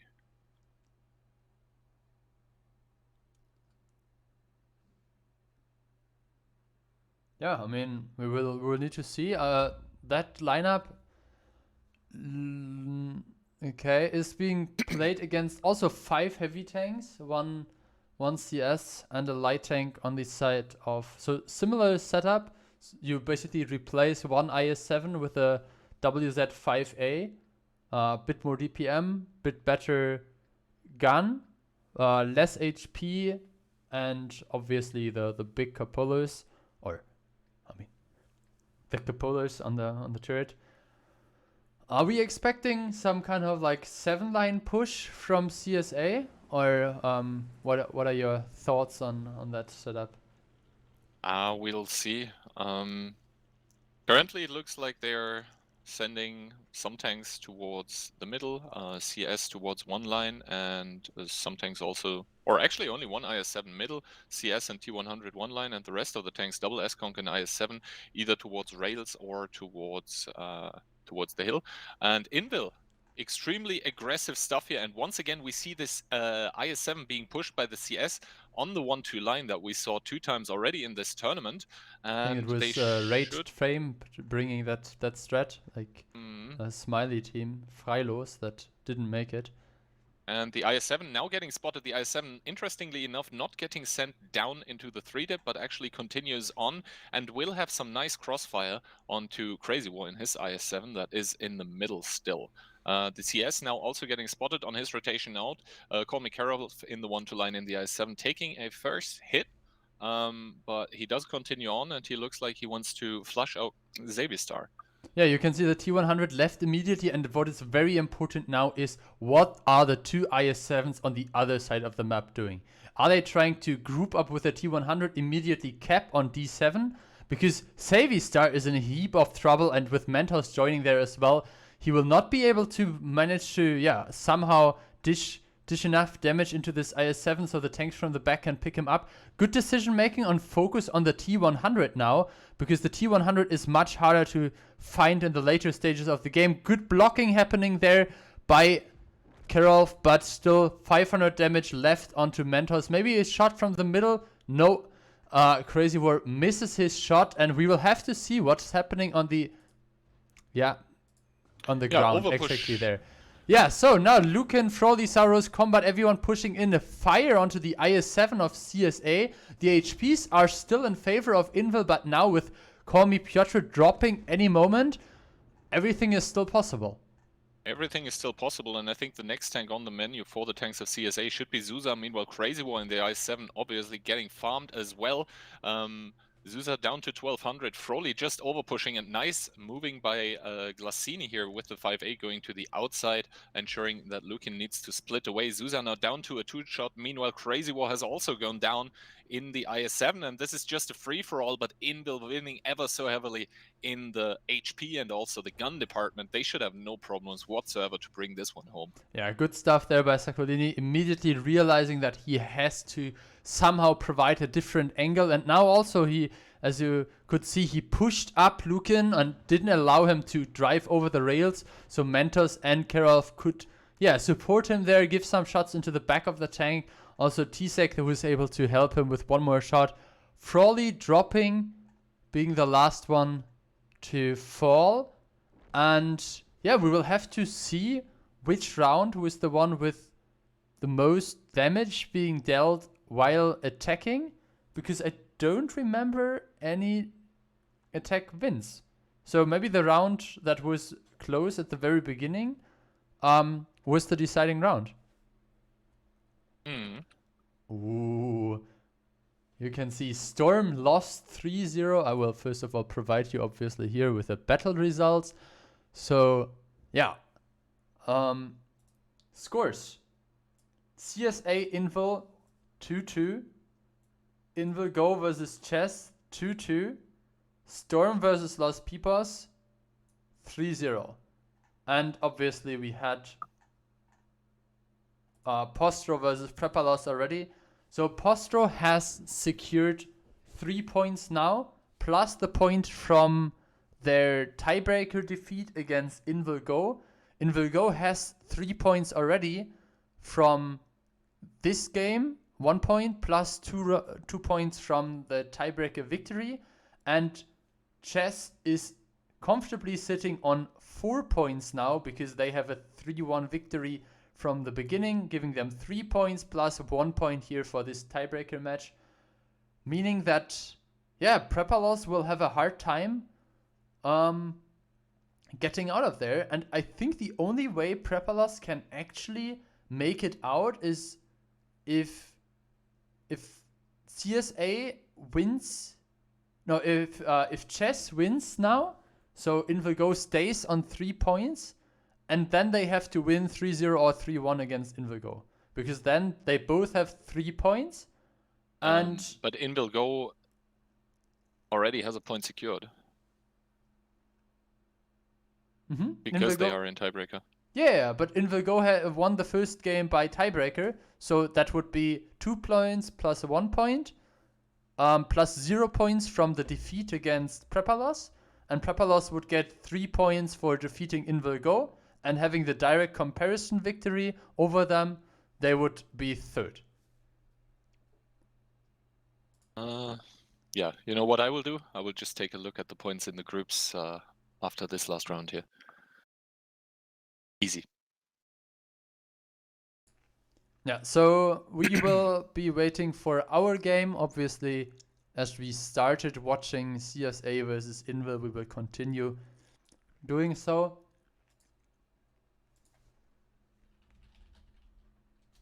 I mean, if you want, I can go into the Invilgo versus Chess match and start with that one, and we cover both simultaneously. I guess we can just watch Chess when his game is over. Oh, 5-head wine glass.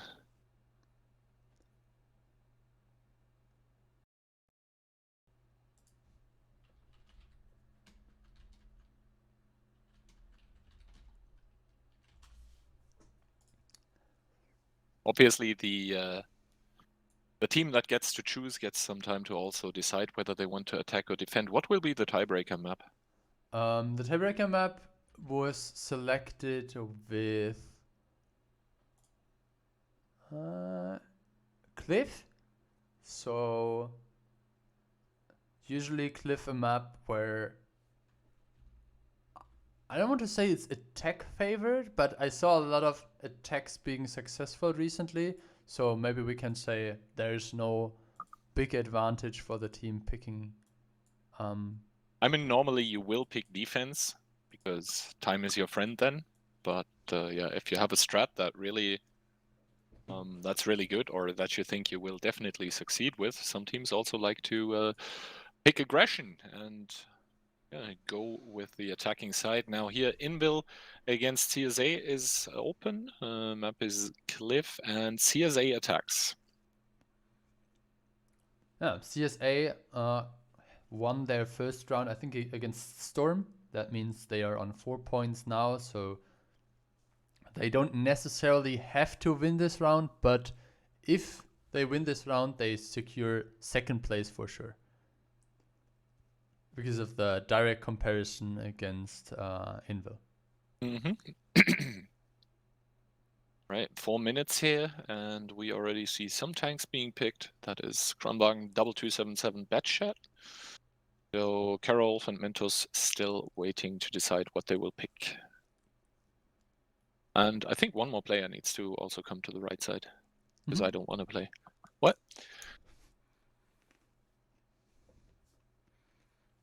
Yeah, I guess they will figure it out.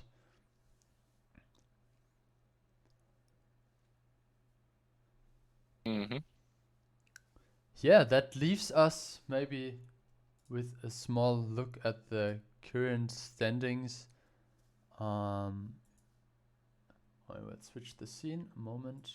Firefox. Yeah, there we go.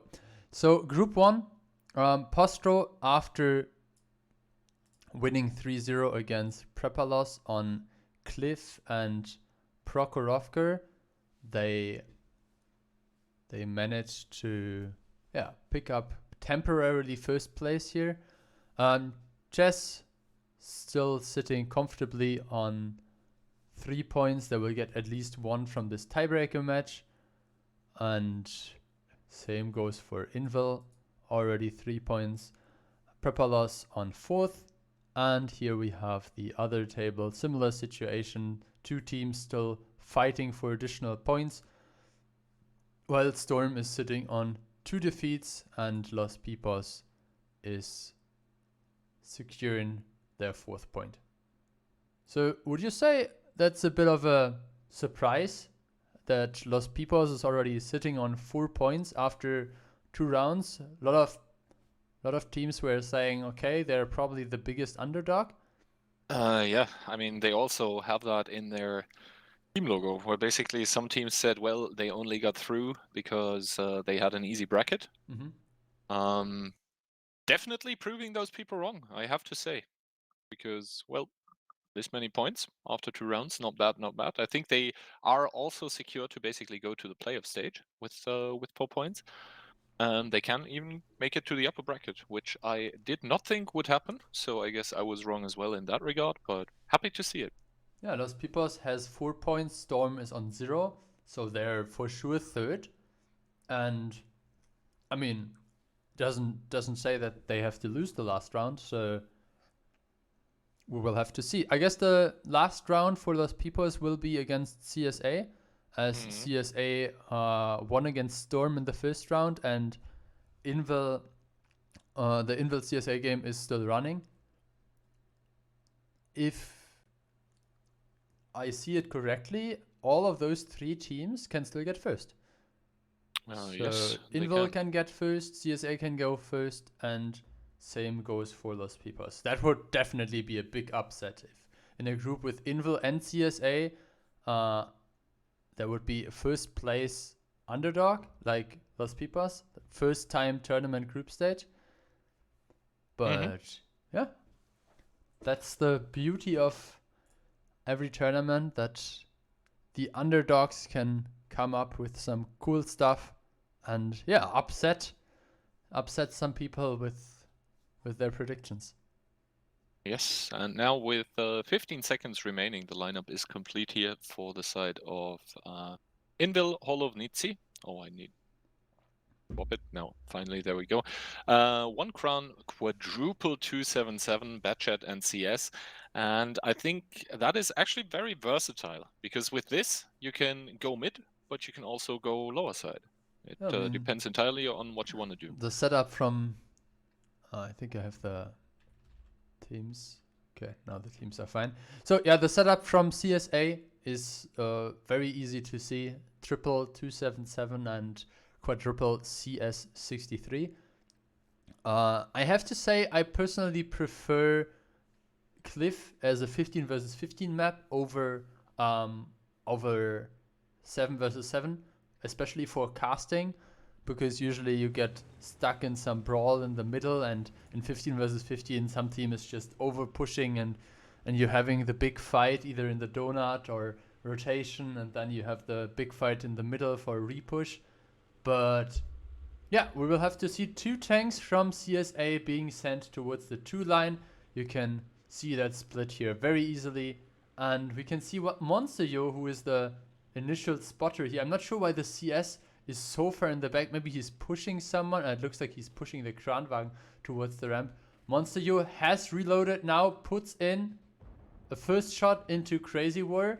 Not sure why he hesitated that long. Maybe he tried to stay unspotted or something.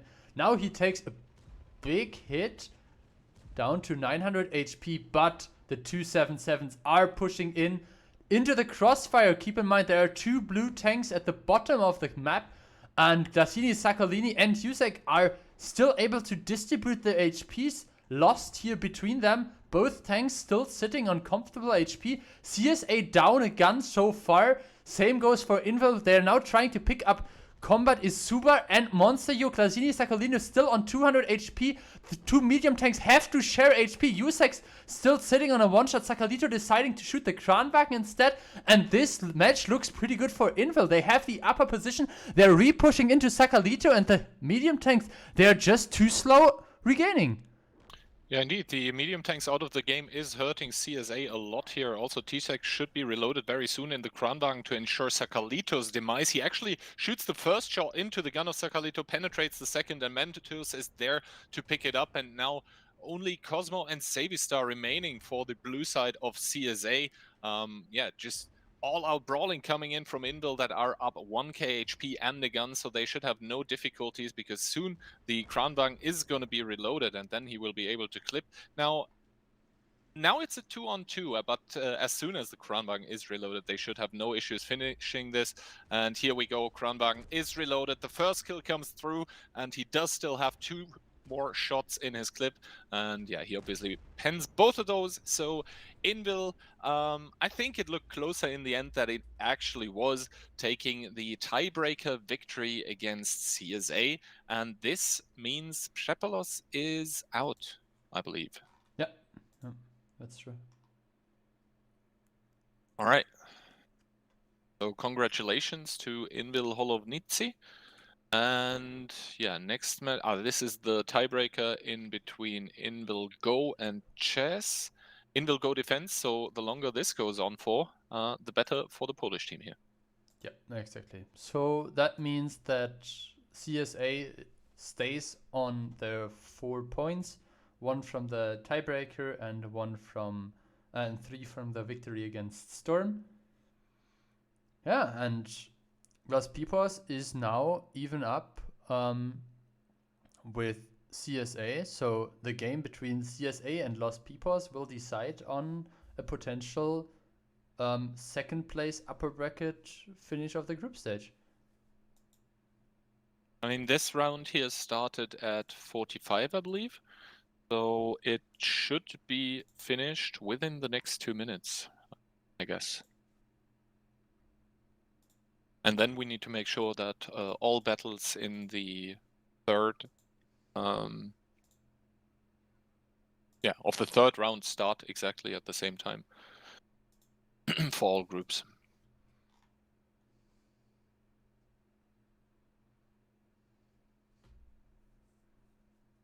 Yeah, I mean 5 minutes difference between those doesn't really make a difference, as the teams don't see the updated score of each other. Yeah, but they could talk to each other. Yeah, but you're not able to talk while you're in your own game. Yeah, true. Also, I don't really think that there's like any intention of playing for second. Like, you don't play for third place because then you drop into the other roster, and playing for second is kind of, yeah, I'm not sure if it's worth it. We will see.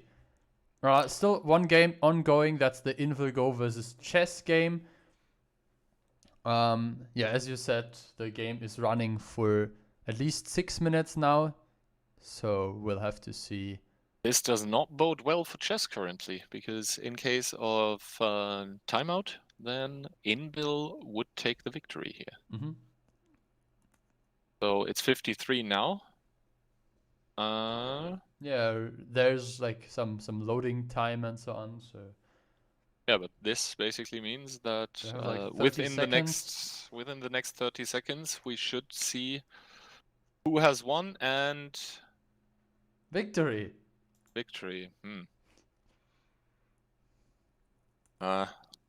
Which team were we in? Invil won. Then I guess Invil has taken the tiebreaker. Yeah.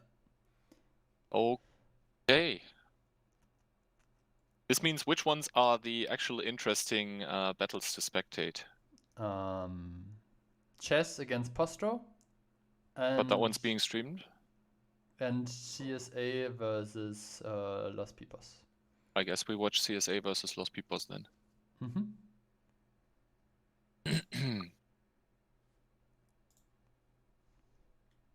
I mean, yeah, it means spectating one team twice, but I don't think they mind. No, I think there's also not really any pressure onto the players there. They have so much experience from all the past and so on that I don't really feel like they get distracted by some people watching them.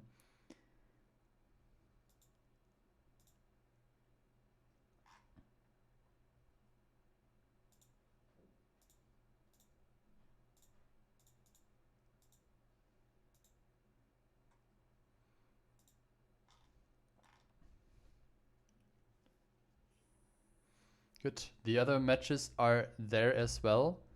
So, yeah. I will leave you the post-game screen here. Let's jump immediately into the game between Los Pipos and CSA. And obviously with all games being over, we can also take a look at the updated bracket. Let me switch here. Yeah, in Group 1. Wait, maybe we can do Group 2 first. So their matches finished a bit earlier. I need to do a really quick phone call, Yeah, so no I'll worries. be back for the next game and you can run people through groups. Yeah, so Invil sitting on 4 points. They are considered first right now because they won both games as a tiebreaker victory against the 2 second place teams. You can see it here. Invil versus Los Pipos 2-3 and Invil versus, where is it? CSA 2-3 as well. Storm can still bring an upset of putting down Invil to place 3 in case. Basically, if Storm wins 3-0 or 3-1, then Invil only gets 0 points, ends up on 4, and then we could have like a 5-6 score, something like that. If Invil wins at least 2 rounds, they're sitting on 5 points, and because of the direct comparison, they would be at least second. But yeah, that's the current score between those teams. Now you can see it was updated here as well. Very, very similar situation.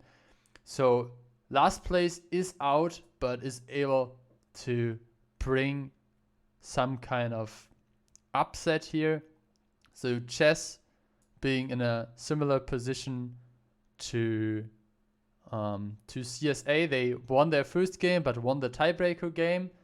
Invilgo won their tiebreaker game both against Postro and Chess. So that's the reason that Invilgo is again on top. You have 2 teams on 4 points each.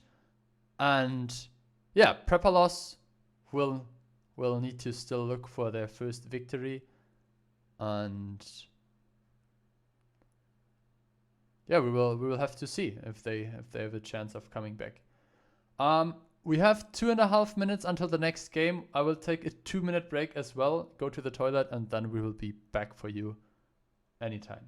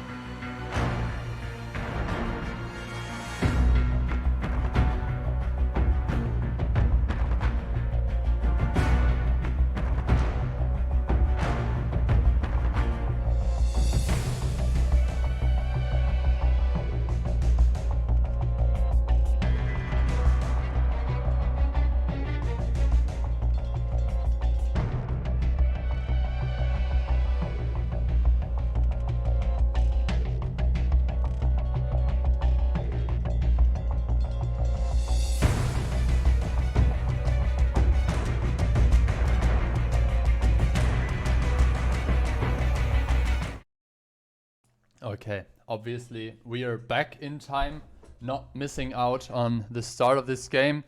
First map will be Ghost Town. CSA starts on the defense. We have a triple S-Conk, double VZ, double CS lineup. A bit lighter than the lineups that we have seen before. And yeah, Los Pipos, on the other hand, coming in. And I switched up the... Yeah, now they're fine. I switched up the lineup. So double E100, a 113, double auto-loading, VZ55, a Betchat 12T, and a CS as well.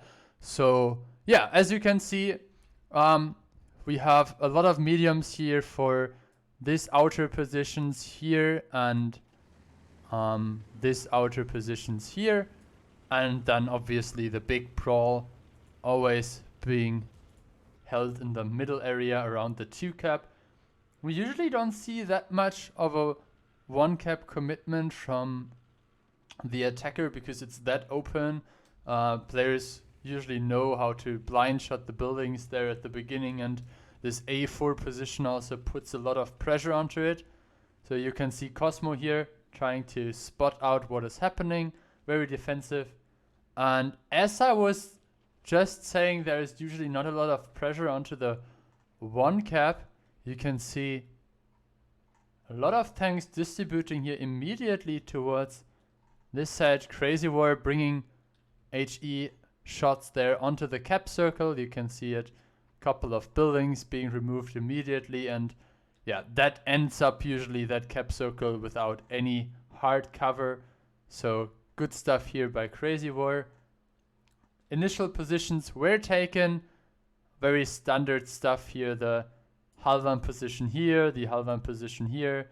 We have a bit of a spotting position towards this area from the CS. This CS can watch what is happening here. You saw the 50B that got spotted here. See, this VZ just got spotted as well. And the Super Kong that can also support in those directions. Good setup here by CSA, and now it's on Los Pipos to decide on what they want to do. Yeah, so far, not really a lot going on in the decision-making process. They have put a Betchat onto K4. Yes, and the Betchat in the southwest obviously don't know of each other. Now the Betchat seems to be making some sort of a move, maybe just to a different bush, Pazuri. Other than that, not really a lot happening, to be honest. Yeah, the Betchat there, not running HP boost, but yeah, since there is no Betchat on the enemy team, doesn't really matter too much, I would say. And CSA seems to be happy to wait it out. The HP difference slightly in favor of Los Pipos, around 500.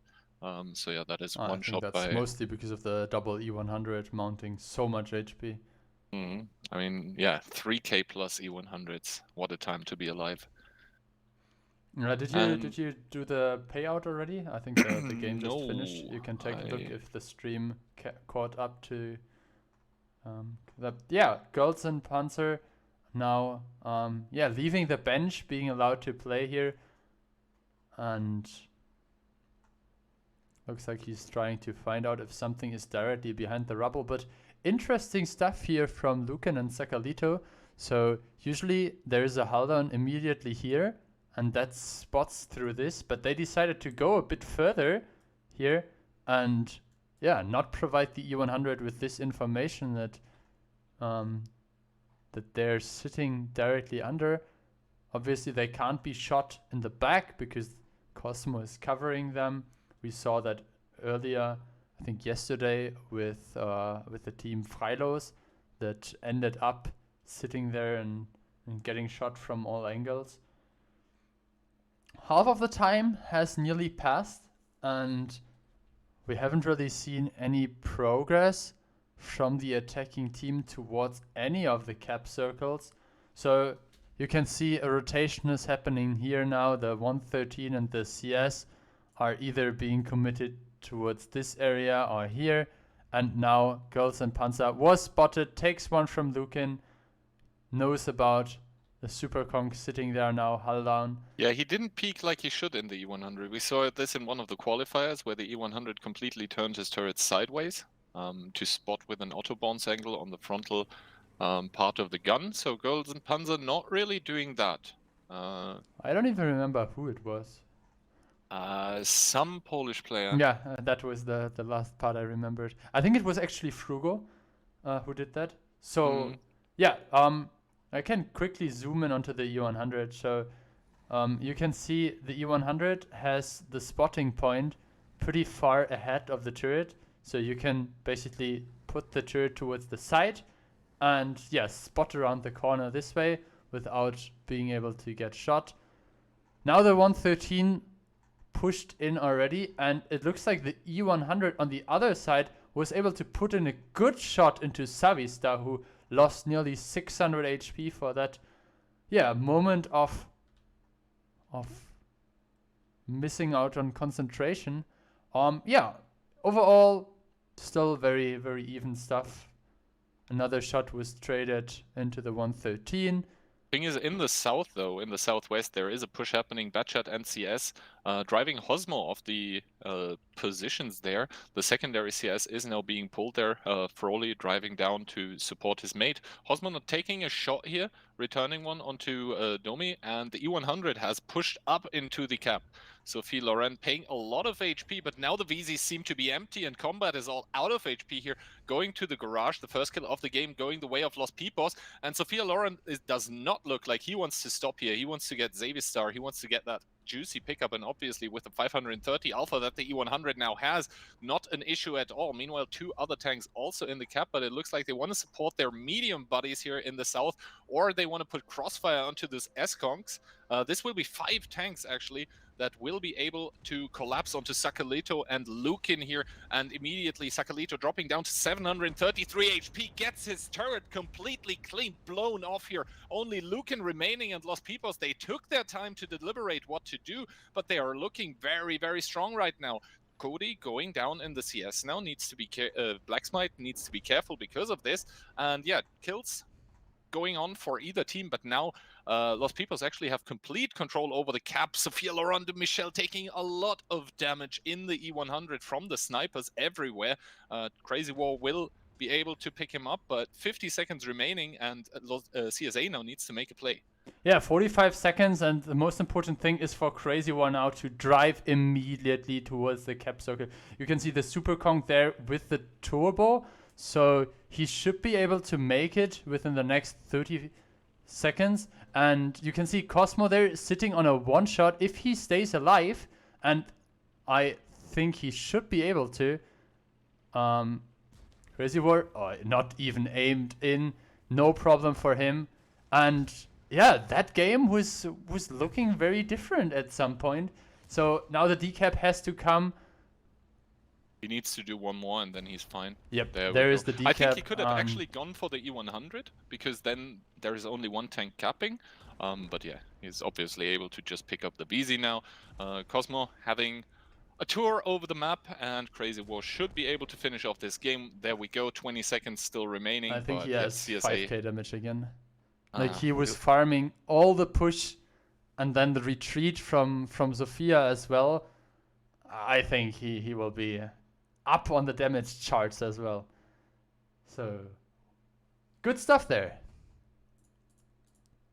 Yep, as I said, 5k damage. Calling it. All right, there we go. Other results also coming in here. So Indel go with 1-0 over Pshepelos Technical. So I guess Mirek doesn't want to play anymore. Indel Holovnitsi against Storm 1-0. So Indel asserting dominance, I guess, in that Polish encounter here. And other than that, games going on. Chess versus Pozdro, no result yet. And Invil go against Pshepelos was the technical. So yeah, Chess and Pozdro fighting for 4 minutes already. Yeah, that means that they are right now still in the competition for, from what it seems, currently place 2, because yeah, both the other underdogs, the current 4th place teams, Storm and Prepalos, lost their games against Invalgo and Inval Holovnici. And it looks like we have another result coming in. Victory. This time it's a normal victory, not technical, so they are actually playing, it seems. Yeah, but they won after like 1 minute, didn't they?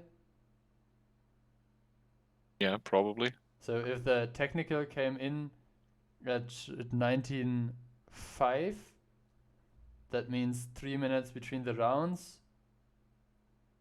Maybe they just went in with one vehicle or something like that. Yeah, I don't maybe. know. Yeah, we'll have to see. I obviously understand the fact that you are out and you don't really spark of motivation. Oh, Storm with their first point. Yeah, when you just lost 2 rounds and you know that you're out. But who is not out is the match that we are having, or the teams in the match that we are having right now. CSA and Los Pipos on the run, both sitting on 4 points, and now Los Pipos being able to defend on Ghost Town. CSA coming in with double 277, double CS, and triple S-Conk. I would say a bit of a light lineup for an attack, because usually teams tend to only go for 1 medium tank and potentially get a 50B or something, but we will need to see. Indeed, we will. And now we also see the defending lineup here from the side of Los Pipos. They bring 113, an E100, an IS4, double VZ, a Batchat, and the CS. And yeah, once again, double medium on either side, and once again also Batchat CS against CS. So yeah, last time around, the double CS was able to take the victory on the one line. And I believe that was a crucial factor in the game actually turning in CSA's favor. We'll have to see what goes on here. And CSA this time coming in with heavy aggression towards the 1 cap. I've seen that before from Saka and Frawley being pushed immediately, but look at this, the CS from Los Pipos, he will be completely out in the open, won't he? He can probably book it down there towards the ditch, and that is actually very weird for both teams. Yeah, fire immediately onto Cosmo, but now Cody and OSC, they will be in a 3v4 here, as Piero Hiri also joins them in the CS, but I think Los Pipos, they will need to make something happen, because Frawley they're a bit over-eager, taking a lot of shots here. Cody trying to now stabilize, but he is sitting in the middle of all of them. First pickup there immediately onto Cody. And I like what Savistar is doing. Yes, he is not the heavy tank that is supposed to take the shots, but he sees Frawley being down to a potential 1-shot already, so now it's on him to share HP. Frawley surviving another shot. Osk is going for the ram attack, but losing 300 HP in return. Piruhiro being picked up immediately, and CSA dwindling in HP now. The Batchat is clipping out, but the Batchat only has 5 shots, and afterwards will have to retreat. Osk being separated only on 900 HP.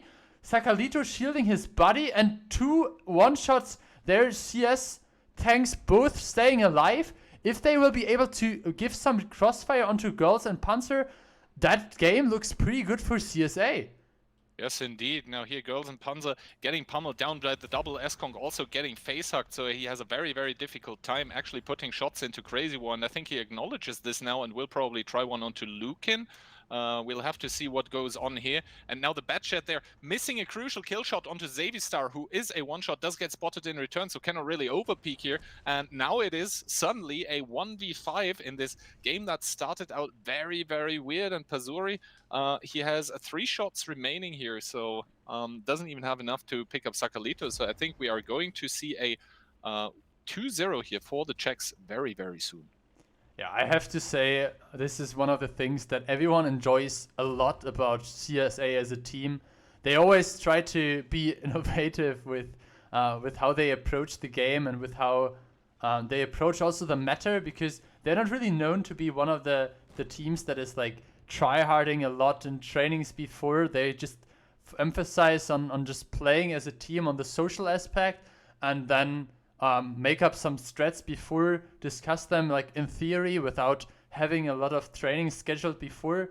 And this is probably also the reasons why they are coming up with those extraordinary strats. Can you say it like that? Basically bringing something that other teams do not do, and this one-line approach, I really liked it. I mean, they even got unlucky with the fire, but still they won the engagement. Yeah. So in will go, I guess. There was not much to say about. Papalos didn't attend the matches and will be out of the tournament. Chess losing the first round against Postro, being down 1-0. It looks like they also lost their defensive battle.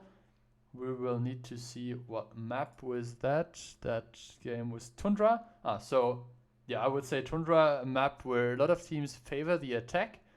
Ready up, by the way. Yeah, I mean, I have 2 minutes. But yeah. Good stuff here again, coming in from the Super Kongs. And I have to say, Crazy War, as one of the newer additions to the team, he's really making a good appearance. He had 2 games with over 5k damage already. The last game where he had really good shooting there, 5k and 5 kills. Now again, high damage numbers from the Super Kongs. Obviously, trading against E100s in close combat, there is a lot of HP to farm. But also, shoutouts to Pasuri. I mean, in the end, like, the shots didn't really matter anymore because he was a bit out of game already. But he did 5-5-5, if I saw it correctly in the first clip. So yeah, he did what he could, but overall the focus Also, it's fire important was to just highlight the engagement. on That point. was it was super close. Like both of the CSs, I think, were ending up on one shot at the end of it. I don't think higher rolls by the 113 or the VZ would have really changed something. I think in the end, the team of Lost Peoples just didn't expect and had never seen before this approach by CSA, and that's what really lost them the game, that they didn't really react properly, that the Batchet was out of game. And yeah, you see Cody with only 1 shot of damage. He was just out in the open. There was nothing he could really do. And yeah, CSA strategies, when they work, they look ingenious. When they fail, they sometimes look dumb. But in the end, they are very successful with it. Yeah, CSA on match point already.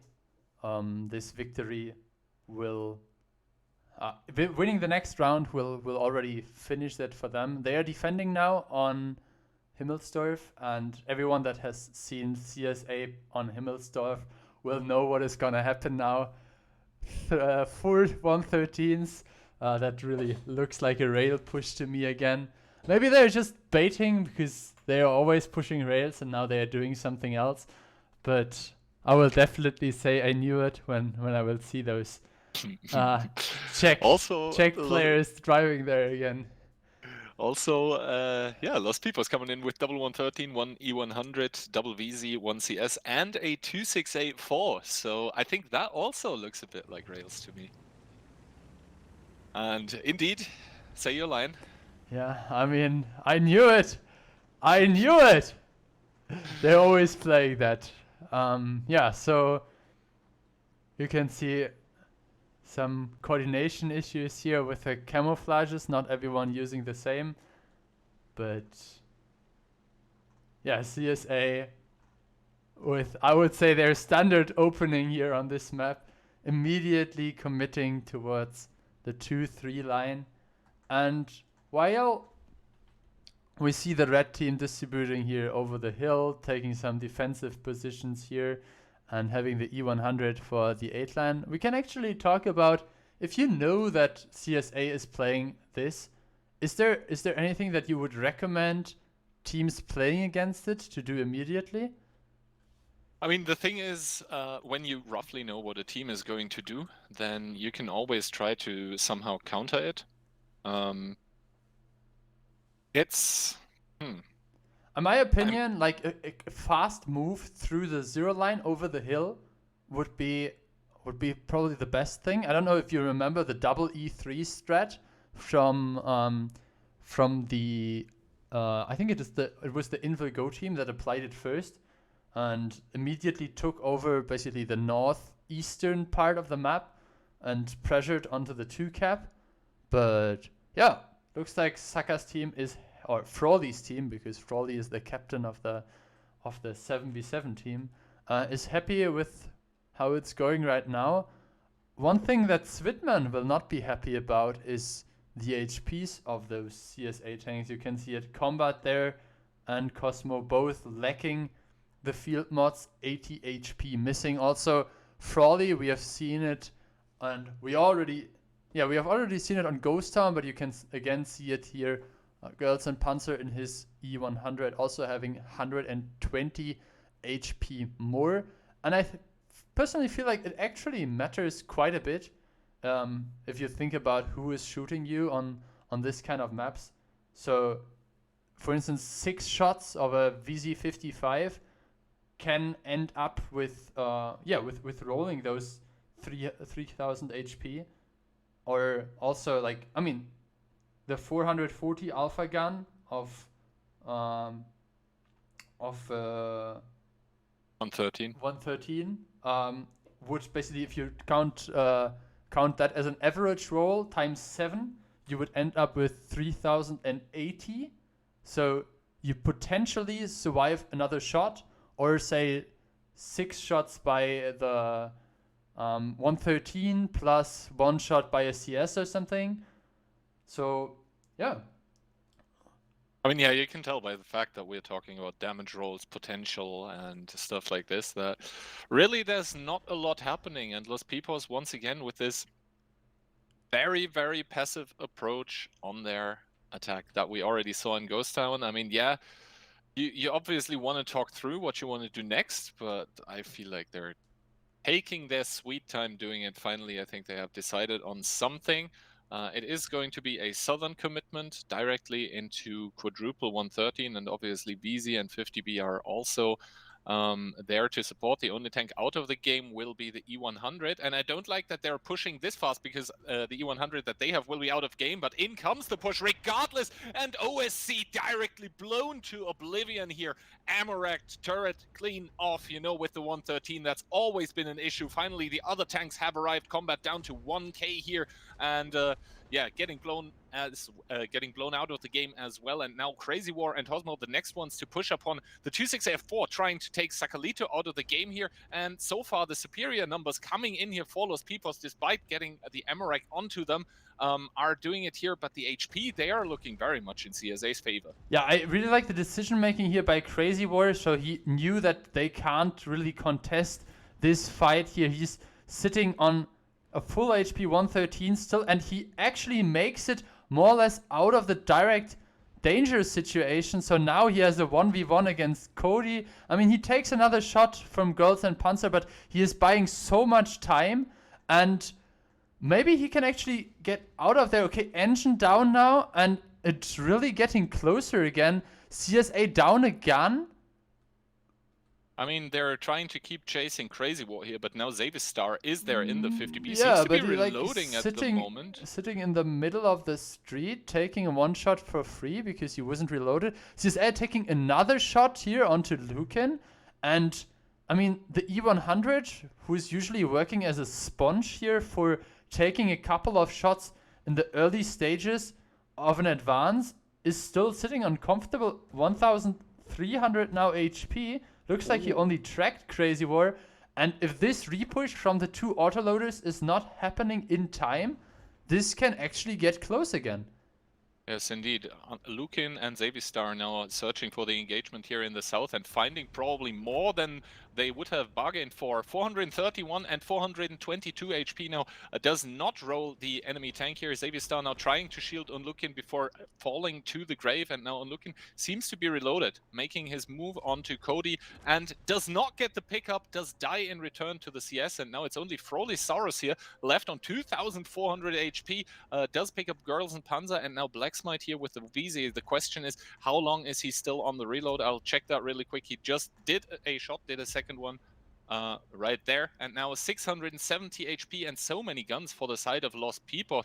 The question is, can he actually pick up Sophia Loren de Michel? Doesn't seem like it. And now Cody comes in to secure the victory over a extremely close game that they almost lost due to unlucky RNG. Yeah, I mean, good stuff from Los Pipos recovering from this game, but I have to say there was so much coordination going wrong for CSA. I mean, this weird hold there coming from Savistar in the street where he could have easily just taken 3 shots instead of only 1. But yeah, I mean, in the end, it turned out that it didn't really matter that there was a blow up here. Combat 0 damage. I guess not running config. No. I mean, by combat, OSC, I mean. combat didn't get the didn't get blown up. So yeah, I mean, good stuff here. We can emphasize on the good things. Pasuri in his V4, he blocked 2 shots. 1 shot from the E100 and 1 shot from the VZ. 3.3k damage, 5 penetrating hits. Good stuff here. Black Smite also 11 shots penetrated here. The CS doing their job. Same for Cody. And yeah, watching just the bounce numbers here, you can see that there were actually a couple of failed shots here from CSA. Yeah, Unlukin in his VZ55, I think that actually makes a big difference here. 4 not penetrating hits from him. All right, and also we have other results in. Please ready up in your spectator. Oh yeah, true. Invil Hall of Nitsi against Storm. Invil establishing dominance 3-1, the final result of that match. We just saw Los Pipos taking their first game here in the match against CSA, 2-1 for CSA, so still a match point here for the Czech team. And Pozdro 2-0 over Chess right now. So yeah, triple match point for them here as well. Yeah, the first map was, if I remember correctly, between those teams was Tundra, as we mentioned earlier. So the next map is Himmelsdorf. I would say with Schockisch in the team, you would definitely expect some experience for playing on Himmelsdorf. But talking about Himmelsdorf, we have a second round of CSA versus Los Pipos on exactly that map that everyone likes, or usually everyone does. 15 seconds, so the lineup should be completed. We have a Batchet, a 50B, a VZ55, an IS4, and 3 113s. That looks like a rail setup to me, to be honest, because mostly if you go over the hill, you take something super heavy like E3, something like this, but obviously they can prove me wrong. They can obviously also play mind games to try to make CSA think they are going to rails when in fact they are not. They could also do an 8-line push. They have the mobility for it. Yeah,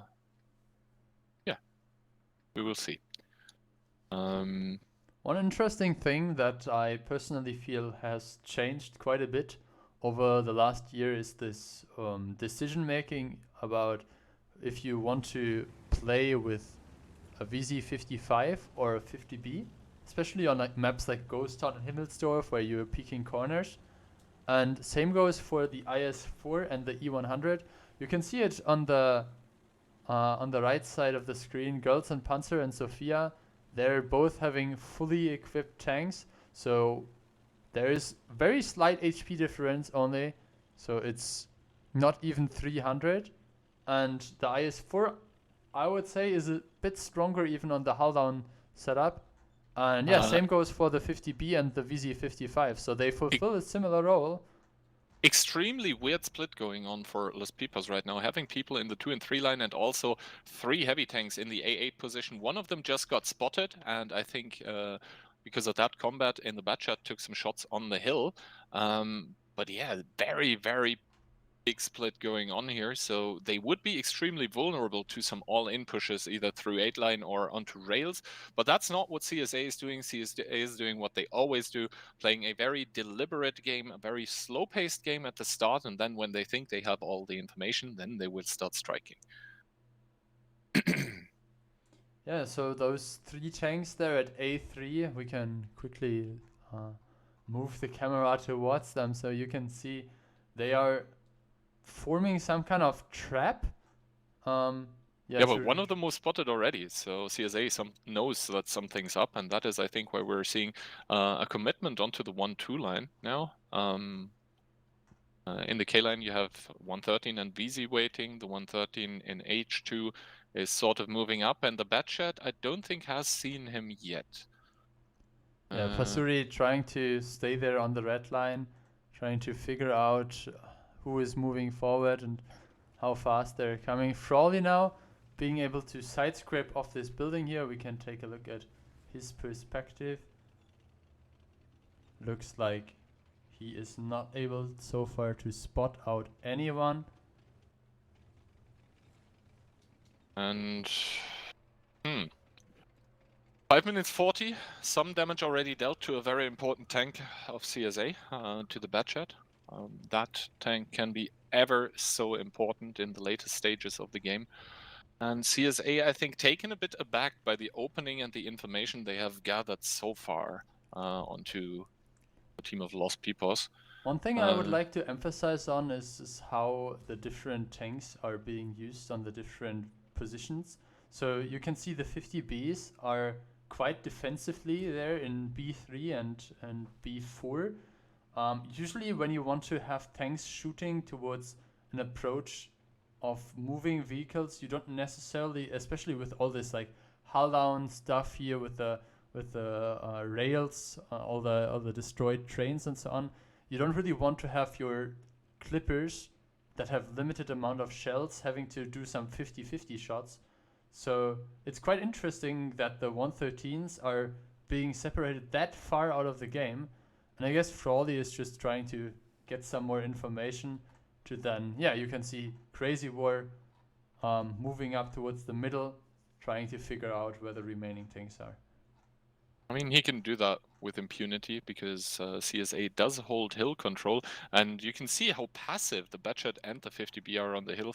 50B actually getting sent down now because they did spot that 113 in A8, so they suspect something is up with possibly a hill repush. Very, very careful play here from CSA, and slowly but surely time is running out, and Los Pipos are rotating the Batchat over towards, yeah, I guess the 0 line now, doing a very, very safe rotation back at the red line so as to not get spotted. And now in the 8 line, I think we see a push forming up here with double 113 and IS4 possibly. Yeah, you can see Sakalito being positioned there so he can spot through this gap, now basically centered by the camera, spotting like this. But keep in mind, CSA is the attacking team, so it's not really need of Los Pipos to push in there. Good shot by Saka, immediately putting one into Pirohiri, and it looks like Savistar is not really being punished so far. He will not be able to put in the last one, so he trades 2 shots into his tank for 3 shots fired by him. CSA now approach the cap circle. We saw Frawley moving in there earlier, and now Cosmo and Lucan are being there to support him. Crazy War has taken a bit of an aggressive duel here against Blacksmith in the 50B, but Cody is there, and this will not be a 1v1. Ooh, Cody bouncing his first one though. That means if he doesn't high roll, he can't finish Crazy War. Putting in 2 more. Oh, I think he actually is reloading already, taking some shots from the 113 in the window. That's Sakalito shooting here. OSC also bouncing a shot onto Crazy War here. Seems like skill issues on the side of Los Pipos, who are now trailing 3k HP, and the IS4 once more able to put in another shot into the 50B before he finally falls down here. Meanwhile, Lucan and Cosmo pushing onto Girls and Panzer in the E100, who is focusing on Frolisaurus in the 113 here. OSC now making the push onto that 113, putting him down to a one-shot with a 500 clean roll. And Girls and Panzer able to finish, but the problem is for Los Pipos that their HP, they're numbered. It's a 3k, 4k HP difference now, and I don't really understand why they started with that push through the 8 line. Yeah, I mean, it was a bit of a coordination issue, I would say. They somewhat decided, okay, we want to take back this area, while there was not really a need for it, and then they pushed, they saw, okay, Saka is in the window, let's pull back, then the 50B started clipping as well. They didn't really punish the 50B, and even though the time is working for them, I don't think the time is enough of an ally here for Los Pipos to survive another 80 seconds with only one vehicle. And yes, CSA, I would say a bit of a hesitant start into this round. Then they took the aggression over the 2 line, took the cap circle. So it's not like they played passively. They just, I would say they started slowly into the game, but then they were set up for the repush and converted this into a match point. Mm-hmm. Yeah, CSA slowly but methodically closing out this game. And as the other results just came in, I believe that was actually also the last game of the day. Chess getting blown clean out of the water here by Pozdro. 3-0 for the Polish team. So and for as everyone we just that wants to watch this game, check out the channel of Shockish, check out the channel of Chesgeny. They have their perspective there. But yeah, good stuff here. Combat in the bad chat. Lukin also 777. Saka, I mean, he had much harder shots onto the Haldon tanks. Still 3k damage. Savvy Star, he was trying to clip into the 8 line. Good stuff coming here from all of those players.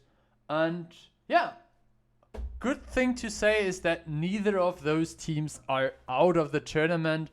CSA will end up in 2nd place, if I remember correctly. But we can take a quick look at the updated tournament structure. Right, so here in Group 1 we see Invilgo claiming, I'm not sure, how did the game in between Pozdro and Invilgo That was the go? first one that we watched, that was the tiebreaker. That's the first one here, that's this one. So I guess Invilgo actually first. Pozdro second. Yeah, that's why Chess. they're having first place here. The direct comparison. Not sure if the system had taken it into account. That's why I said. Yep. And yeah, Chess is going to start in the lower bracket next tournament, next weekend actually. And yeah, Chepelos out with 0 points and a no-show performance. Yeah, second group. Let's make that one quick as well. The direct comparison between Invil and CSA counts the same way we have seen it in Group 1. That was the match of round 2 here, where they played 2-3. That means we will have Invil Go versus CSA and Invil Holovnici against Postro. So 3 out of the 4 Invil teams actually ending up in 3 out of the upper 4 Polish brackets. teams. Yeah, It's they're all 3 of the 3 Invil teams. Yeah, exactly. So yeah, that's the 3 of the 4 teams in the upper bracket are Invil teams. And yeah, Los Pipos, shoutouts to that team as well. They made it through the group stage. They will be having their appearance in today's they had their appearance in today's games against CSA, and I think we watched one more. No, I think we only watched the CSA game, but we had the pleasure of watching their Mainz game against Invil as well, the tiebreaker one. Yeah. Yep. And so they will also end up in the lower bracket. I hope This everyone means enjoyed actually, the stream. one second. You have the last word. Yeah, this actually means that we get the grand finals of the last tournament directly, immediately as a match again in the upper bracket.